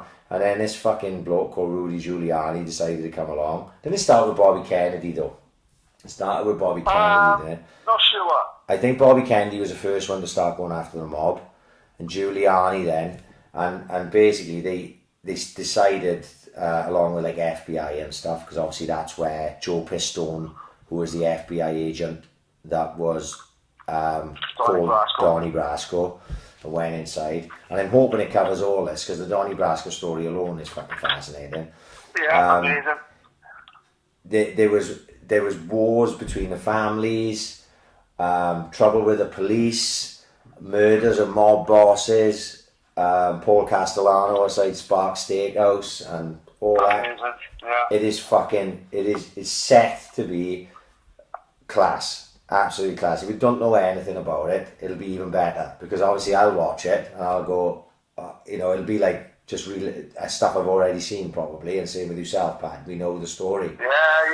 But it's still, I'm still. It's 22nd of July, which is next Thursday, I believe. Next Wednesday. Oh, fucking great. So perfect timing for next week's podcast. I'll probably watch them all on Wednesday night if I got time.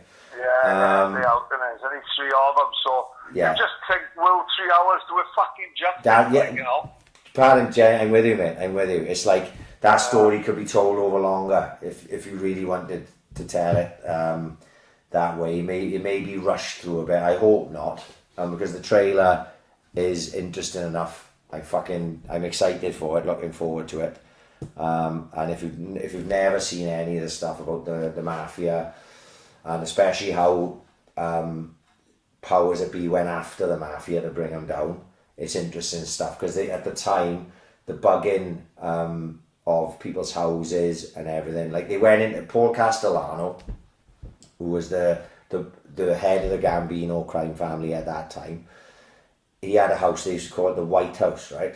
It was fucking huge mansion up on a hill, and they went into his house, the FBI, and bugged it, and they found out then that he was shagging his maid, like behind his wife's back. Yeah. And that information. Big no-no in the mob, innit? Big no-no, yeah. They've all got birds behind it. Oh yeah, they all got Gumars. Yeah. Yeah, but what they said was, don't rub the fucking nose in it, like. You done shit where you eat. You didn't be. If you had a Gumar, you had another apartment where you took her. You bet on the side. You never took her to your house. So that was a big no-no, and Paul Castellano had already rubbed a lot of people the wrong way, because they felt like he was undeserving to become the boss, just because he was Carlo Gambino's son-in-law. So there was other people like John Gotti, who you know, Beverly Choir, yeah, so was the one they should have given it to, like. Right, so John Gotti then was obviously, when Paul Castellano was made boss, John Gotti resented Paul Castellano, didn't like taking orders from him, and then obviously it goes on then that John Gotti ordered the hit on Paul Castellano, and John Gotti become the boss of bosses. And it's an interesting story. I don't want to fucking ruin it. I know it's amazing. It'll be fucking brilliant. I'm quite sure it'll be brilliant. Everyone will watch it. I watched. It's great timing for me at the minute, because I'm fucking Sopranos mad. Where are you now? Well, just done Pine Barren, so I'm on season 4 now. Mate, it's taken over my life. Don't know I'm dreaming about it. I'm watching so much Sopranos. I'm fucking dreaming. Guess what Donna made for me last week? Wow. Just because we've seen loads of it. Big TV. Big ZD, right? So talk to me about Big ZD, because anyone who's not seen The Sopranos will not understand this. But obviously, The Sopranos, if you ever watch The Sopranos, it just makes you hungry. Yeah. So you watch this basically. If you watch Sopranos, they constantly fucking non-chip and Italian food, which we'll get on to in a minute about our little surprise last night. Yeah. But fucking, they mad on fucking food. Every time fucking Tony comes home from work, there's some fucking meal in the fucking fridge, right? So Donna made Big Ziti, right? Which is massive in Italy and massive in The Sopranos. And if I'm honest, right, all it actually is, it's fucking pasta baked, right? It's basically, so what Big Ziti is spaghetti bolognese, right? Right, so you've done spaghetti bolognese, but then you've got the pasta and you've got the bolognese and mixed it in. Then you get 3 types of cheeses. Gorgonzola, we had. Yeah. We had fucking, she bought Stilton, we bought mascarpone, we had Gorgonzola, what's the other name? Some more Italian cheeses. We had 4 in there. Right. I said to Donna, this is quite healthy. Parmesan? Donna pissed herself laughing. 5 lots of cheese went in there, mate. I had it late in the night as well, mate. I had a fucking nightmare like I haven't had in fucking years, right? Me, Donna, Maxine Bromfield went to fucking Cadswell. Terrible combo anyway. Mate, honestly, Maxine Bromfield ends up giving Maradona an haircut down Cadswell. My fucking dreams were wild for nights, honest to God. I thought this was quite healthy. It was fucking so much fucking cheese in it. So you mix it all in, and then he shoves it in the oven for 20 minutes. It's quite crispy, not like a pasta dish. I know, yeah. Jesus Christ, crikey. Good fucking, good God. What a fucking, my good God. Mama Jama, I was fucked for fucking days, mate. Honest to God. And the best thing was, till he slept out at the fucking godmother's. Usually I'm slamming Dawn around the fucking living room. Lumping 2 fucking bowls of Big ZD. I was fit to fuck off. Honest to God, couldn't even be bothered having my own. Fuck that. I don't think you'd be having Big ZD again. I'd be having a fucking heart attack. This was the closest I'd come to a heart attack when Donna gave me, I found out I was diabetic on a resort day, and Donna gave me 3 flush puppies, one after the other. Lumping I had ice cream headache. I thought I was having a fucking stroke. Honest to fuck, I was in hell of a mess. This is what I was like after the Big Z. Too big, too thick, too cheesy. Fucking hell, couldn't have had everything. I was on the toilet all night, you know, I'm regular as fuck, like, you know, I mean, I go 3 times a day and I'm done.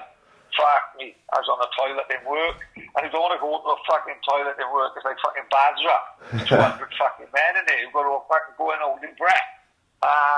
Like I said, fucking go in the toilets in work like Kennedy assassination. So avoid that like the fucking plague. No more Big ZD in my house. I'm walking around in trousers and a shirt, honest to fuck. We arguing all the time. Too much fucking Sopranos, mate, honest to God. Well, got to be careful. What boggled my mind from listening to Talking Sopranos was that Jim Gandolfini was 38 when he first played. He's 50 if he's a day, isn't he? Can you believe fucking Tony Soprano's 38 at the beginning of that? No. He looks about 50 years old. Yeah. No, he can't possibly be 38. I can't work it out. I was like, oh, he fucking... No, I can't get over that either. No. It don't make any fucking sense. No, none at all. I said to Dawn and she totally agreed. No, he's easy mid-40s in the first season of The Sopranos, in my mind. Totally agreed. Yeah. But totally no. He was 38. I'm like, what, he's 2 years younger than I am now? Fuck off. Yeah? I know. Unbelievable. Crazy. Man. But fucking believable. Again, on this podcast, it is godlike status, The Sopranos. I'm pretty sure everyone should have fucking seen it now anyway. That's why we can't wait for this fucking documentary. Yeah. If you want it up there with fucking, Precinct 75 and fucking The Last Dance. That's what we all about. Look, the story is there. I know, because I fucking know everything about it. The story is there. As long as they do it justice, that's all it is. It's about doing it justice. Like you said, the only thing that concerns me is 3 episodes enough? Because I reckon you could go more to tell a full story. But we'll see. But hopefully it'll be good. I got total faith in Netflix. They very rarely let me down as regards things I was gonna I want to see. I did start Unsolved Mysteries, Pad. Have you had a go then? Yeah, enjoyed it. I've watched 3 of them. Pretty fucking good, yeah. Yeah, I enjoy. I watched 2 with Tina, and she got into it as well. It's interesting stuff. You know what I mean? It's not going to change your life, but I enjoyed it. Listen, if you've got an hour to kill, whap them on. I don't mind them, man. Yeah. It's well worth watching. The other thing I watched this week was The Magnetic, which is fucking nuts. Right, go on. I've seen a couple with a surfer guy. Well, riding fucking waves beside a fucking this fucking Strand BT tower.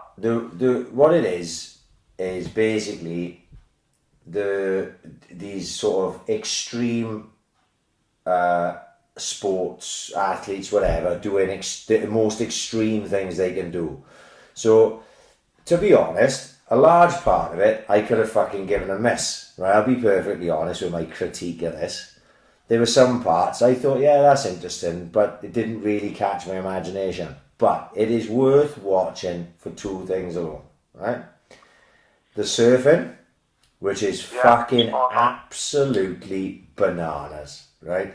Yeah. Just watch the Magnetic to watch the surfing, if nothing else. It's fucking it's absolutely mental to think that waves like that exist and that people are dull enough to surf them. It is fucking crazy. And then the paragliding, because them guys, how they didn't die paragliding down a fucking mountain. It's like as if they were trying to die and didn't die, and they've got body cam footage of it. It's fucking, we were watching, the kids were watching with me going, oh my god, and they were like hiding behind their hands, that's how good it is, the footage, like. Have you ever done parasurfing? What's the one who does on about the speedboat? Yeah, I know what paragliding that is as well, but obviously this is a different type of that, but no, I'd never fancied that. Oh, I don't have a Robbie's. Yeah, you've done it, no. My fucking head in. No. I just think I'd get bored. I bet I would. Yeah. Fucking Robbie's, I was bored fucking shitless. But the dull cunt, he kept on trying to unclip me. And he was giving it the old idea, like me above the sea. I said, we fucking 50,000, we fucking 100 foot the air, fucking it's like getting concrete. He's trying to unclip me. No, he got bored, like. Yeah. And he fucking spun me right up. No, because he was in the water, we'd be like, if we landed, like, he's a fucking soft cunt. He's 200 foot in the air. No, I fucking idiot. No, I did everything else other than the paragliding. The paragliding one for me. I want it for that. I just thought, what are you going to drag me around here for 20 minutes? I just went up and done a bungee jump and it lasted 3 minutes. Once by the time you went up and it fell off. So no, yeah. I was like, it was a bungee jump king at one point, wasn't it? I did a bungee jump in Faliraki in '99. Right. Me Akers and Jippo, we went down the beach, and they went, go and do it. And I think it was like 150 feet or something. I fucking remember. Right on the beach, you came down just over the sea, like, and I was half cut. Yeah, well, I'll fucking do it. Chuck dough in, and I went up and done it. Brilliant, fucking, brilliant. I don't know, I'm fucking dull cunt. I was only 19, I think, at the time. But that wasn't actually the most scary thing I'd done that day, because that's a massive adrenaline, right? Because you got to throw yourself off, you got to jump, right? And it was proper. You don't so you go down, you go back up, and then you come back down again, then you go back up and you swing in and everything, and it's fucking nuts. But Akers and Jippo wanted to go on a jet skis. So I had done all my dough in on a fucking bungee jump. So I said, yeah, right, you go on a jet skis, I'll wait by you. And the guy's like, no, boys, you can go on the back of one of your mates. And Akers was like, yeah, come on with me. I was like, right, okay. So the guy now, he's giving us a talk, this Greek guy, like, and he's saying, right, boys, you stay as far away from each other as possible. You've got all the sea out here. Just stay away from each other. Last year we had 3 people die in jet ski accidents. I was like, ooh, right, hang on. And then he goes, if you're on your own on a jet ski, there's no way you'll topple it. He said, it's too big, okay? You can fall off, but you can't topple a jet ski. If there's 2 people on a jet ski, you can topple a jet ski, so be careful. Oh my God, right? I'm on 2 now, me and Akers. And Akers and Jippo decided to not bother staying away from each other. They were literally going across each other's wicks to jump the fucking jet skis, right? So I'm holding on to Akers like for fucking dear life. So this fucking dull cunt now, he decides to fucking top the fucking jet ski out full throttle for about, 200 yards. And then just turn, right? So the bottom end of the jet ski just went into the water. The front end went up and fucking shot away from us. And basically, I hit the water, went under, come up, and I could see Akers about 6 feet away from me laughing, and the jet ski was in the air and landed next to him. I mean, literally nearly killed him. If it had been about 2 feet fucking to the left, it would have landed on his fucking baldy head and killed him. Right? Oh my good lord. I was like, Mark, take me in, son. I've had enough. And so jet skis are good fun unless you go on the back of a fucking lunatic. Like I was on the back. Colin Green fucking toppled me off when we went fucking somewhere. It must have been, I can't remember what it was. Must have been Mexico. There was a couple of I got my leg. Fudger toppled me off in Mexico 3 times. Fucked my shoulder and my shin up. Yeah, but Colin whipped me off, but I couldn't get fucking back on it, man. So I had to swim like a fucking half a mile and then straight in the fucking Atlantic Ocean back into the fucking beach. So he fucking knocked me off and then fucked off then. And I'll never forget. Do you remember we met the boy Brendan from Leeds? Yeah. Visit him and all that. Well, he was on the back of Jamo. Fucking Jamo nearly fucking killed him, mate. Honest, the fuck, the jet ski nearly landed on the poor cunt's head. They fucking deadly things, but you don't think it's fun and games. Deadly. Put someone on their own, mate. They're going to have good fun and that's it. Well, put someone on with it, mate. They're destined to fucking end in tears, isn't it? When I was in Turkey, right, the hotel, this is 2012, right? Swans played Valencia while I was out there. And, not 2012, sorry, 2014. And my kids were small. My old man and my old girl was with us and my nan. And the guy had been that, we've got one of them guys in the hotels once you get to do all the excursions and that. Yeah. And all I fancied was the jet skis because we had this own beach, right? The hotel we were staying in. And it was quite expensive and it was like 20 minutes or something, or 15 minutes it was. I was like, 15 minutes not enough, mate. I was like, nah, I get in for 20 minutes. I'll give you 20 minutes. He said, I'll give you 18 minutes. 18 minutes more than enough. I had to talk him into 18 minutes. I was like, what the fuck's this idiot on about? After about 10 minutes, I couldn't feel my arms, right? Because you're throttling all the time, and we were jumping. My old man said to me afterwards, because I was like, I'm fucking div, so I was like full throttling everywhere, and it was quite choppy that day. I came literally jet ski out of the water, I don't know how many times, and landed, and we got in, and my old man goes at me, no wonder your back's fucked. He said, you're a twat.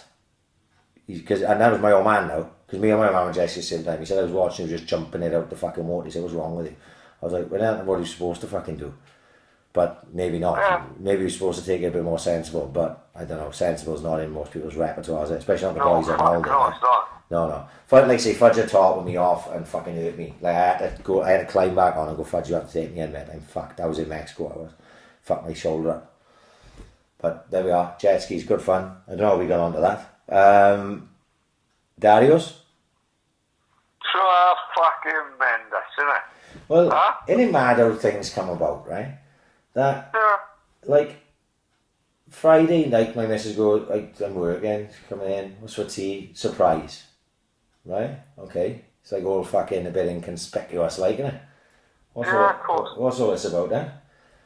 And then, before I know it, I got a full fucking Dario's turning up in my house. Unbelievable. And you know what? Let's have it, right? But it was my favourite fucking restaurant, the Suvios was with Dario had it, 100%, right? Not only in the fucking nights, but also, we'd go there in the afternoon, mate. We'd finish work, and we was comforted. Do you know what it reminded me of? Artie Bucos. Yeah. Well, Artie Bucos. Which is also called the Suvios, yeah. Right?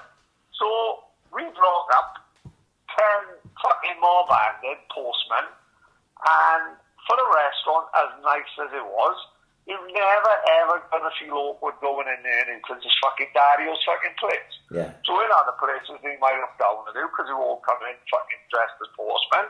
Dario don't look down at you. Dario's giving you 3 bottles of fucking Peroni. You know what I mean? So Dario's was always my fucking favourite. Obviously sold up, moved up the fucking sketty up to Dario's. I can't get up there as much as I'd fucking like to. So to have that sent out to us, was a fucking treat and a fucking half, innit? I'm in the middle of Sopranos. I'm fucking, mate, amazing. I nearly went out and whacked my next door neighbour. Honestly, I couldn't believe my luck. Genuinely, I couldn't believe my luck. So we've got to thank Dario for going, out his way to do that. Like I say, with Vesuvios, we had a spell when I was season ticket holder at the fucking Swans. Well, we would go to Dario's before every game. So we would have 10, 12 of us. We'd have a table. You do like the set menu for the football. Obviously, it's like 3-course menu. If you wanted, I'll have 2-course. I will starters. You got to have a bit of meatballs and a bit of old polpette. Oh, tremendous. And then a pasta mafioso, and then I'm set for the day, like in a few Peronis. And we used to do it fucking regularly. I used to fucking love it.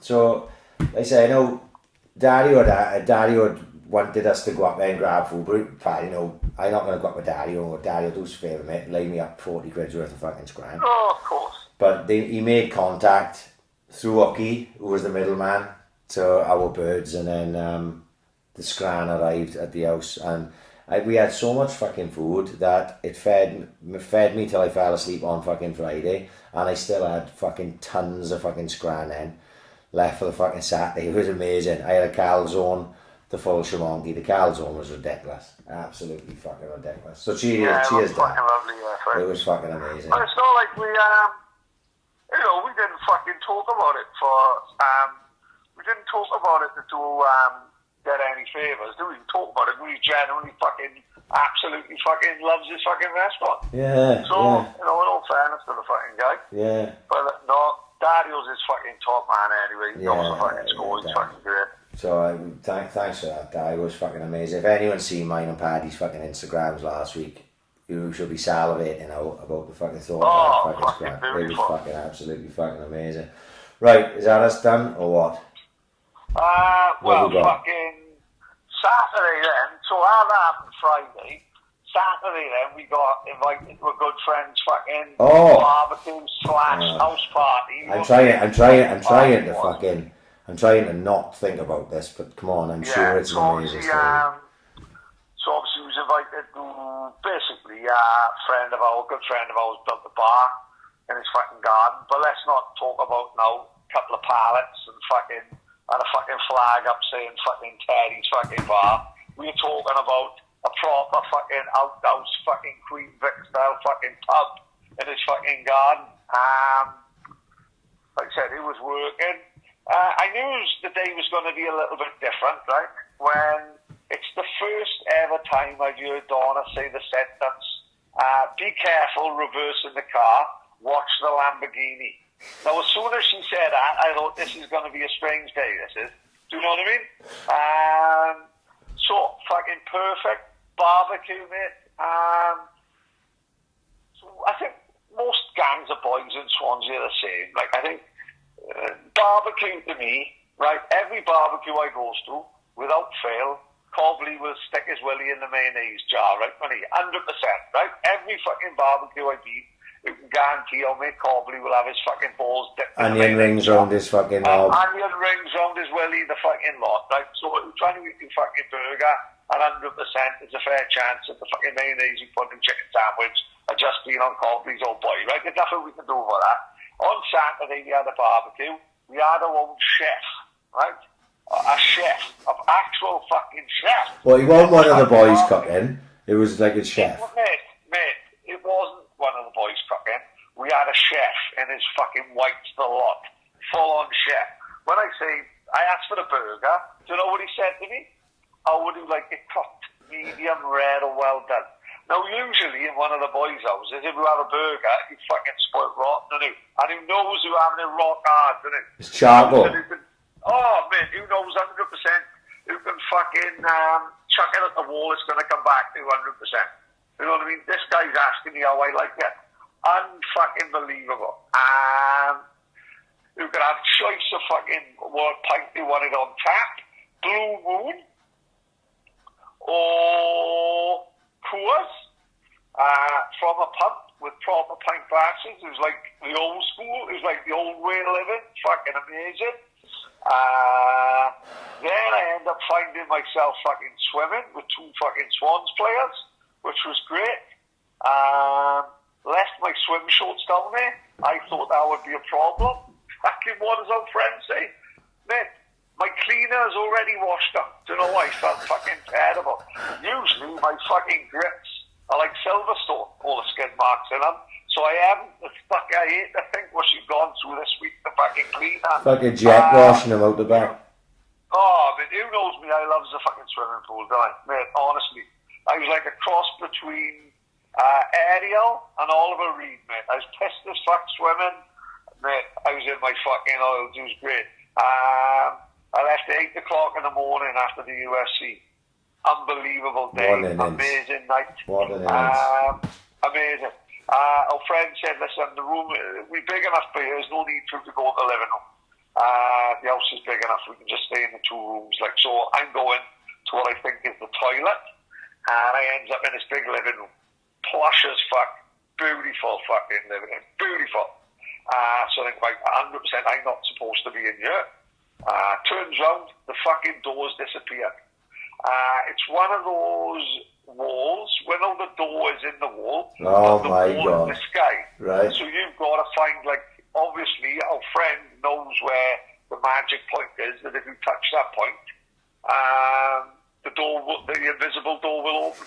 But I don't know where the point is. I'm walking around the fucking wall like Spider-Man. I'm fucking trying to touch it all over. Fucking crazy, man. That was like one of them who pull, it was a bookcase and he pulls a book. He pulls War and Peace and the door opens. Yeah. Mate, fantastic house, fantastic day, amazing night. Fucking, I was good for nothing till at least Tuesday, though, man. No, well, fucking, mate, going home after 9 o'clock in the morning is not for us anymore. No, but you know what? Amazing reception. Amazing of us to be asked, and it was an amazing day. Like, it was fucking brilliant. And he knows who he is, and he knows who's a fucking cracking day. Like, yeah. and maybe next time he'll be fucking there as well. Well, look, after the fucking week I had, I wish I fucking was there and not fucking working my guts out like a fucking dull cunt. I'm spewing, hearing about it, but I gotta be honest, Monday when I did go into work, which I would have had to work no matter what, I didn't feel as bad as I would have certainly felt had I been walking in at 8 o'clock on a fucking Sunday morning. So yeah, I was literally, I was fucking driving into work going, can you imagine how rough we'd feel now if we went there fucking Saturday? Imagine how bad. Oh, fuck. Yeah, I bet he was like, did you work Monday? Yeah, fuck, yeah. Oh my God, I bet he was shocking, was he? Yeah, I was like a fucking minstrel anyway. That's one thing I don't miss, like you said, Paddy. I obviously wanted to go. I fucking was right up for it. My missus had given me the green light and all this, and when it fucking fell through, I was like, for work, I was like, well, at least I won't feel like driving straight into the fucking docks on Monday morning, like, you know, that was my only fucking saving grace, like, you know. But hey, well, another party with the big wigs. I hope we did some networking while he was there. Oh, mate, we got about 3 fucking guests for the podcast within half hour, don't worry about that. There we are. I knew you'd do well. You're probably better off without me that. I'd have fucking ruined it. Right, is that it? All done, kid? Right, we're all done. Couple of shout outs. Really enjoyed the 100% old school battles on a weekend. Think, you know, you've got to change what we talked about when I talked about it definitely when I was on with them, is like keeping things fresh and that, and they decided to do the battles this last weekend, and I thought it was brilliant. Really enjoyed it. So well done to the boys, 100% old school. I don't know where Beggs was. He was in some fucking field somewhere, raving. I don't know if you saw it. Yeah, he's in like Broomstone. It was incredible. He's up in Kingdom of the Elves, and he's fucking dropping 2 fucking Mitsubishis on the head. Amazing. Couldn't fault it. I got a lot of respect for that. Shout out to the usual. JMW Eating. Thank you for your support as always. How amazing is it seeing JMW Eating all over Fight Island? It's fucking great. It's crazy. You know, Chili and the boys have just done amazing things, and they go from strength to strength. And you see JMW Eating everywhere. Sponsors are fucking Brett John's now coming up Saturday. They sponsor Jack as well now. And John. Yeah. And, you know, like I say, what can you say? Chili's made a fucking massive go of it. They've done amazing. And when you see them, I see him getting nominated for awards and all this. It just makes me proud that we are involved with JMW, and JMW Heating will be sponsors of this podcast for as long as they fucking choose to be, as far as I'm concerned. Bunkhouse still out there. Jordan's making burgers like they're going out of fucking fashion. I don't know what the fuck's going on. He's coming up with so many fucking things. Get on www.bunkhousepar.co.uk to check out what they're doing. Still delivering food.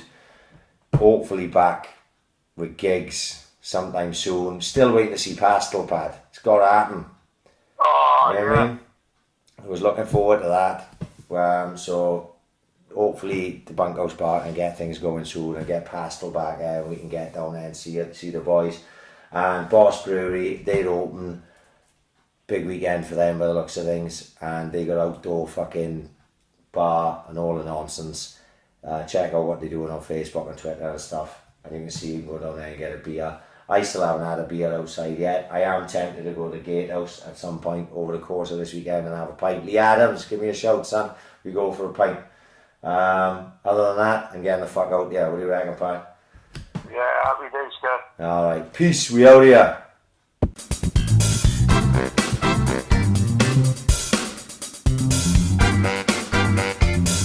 Ambition is critical.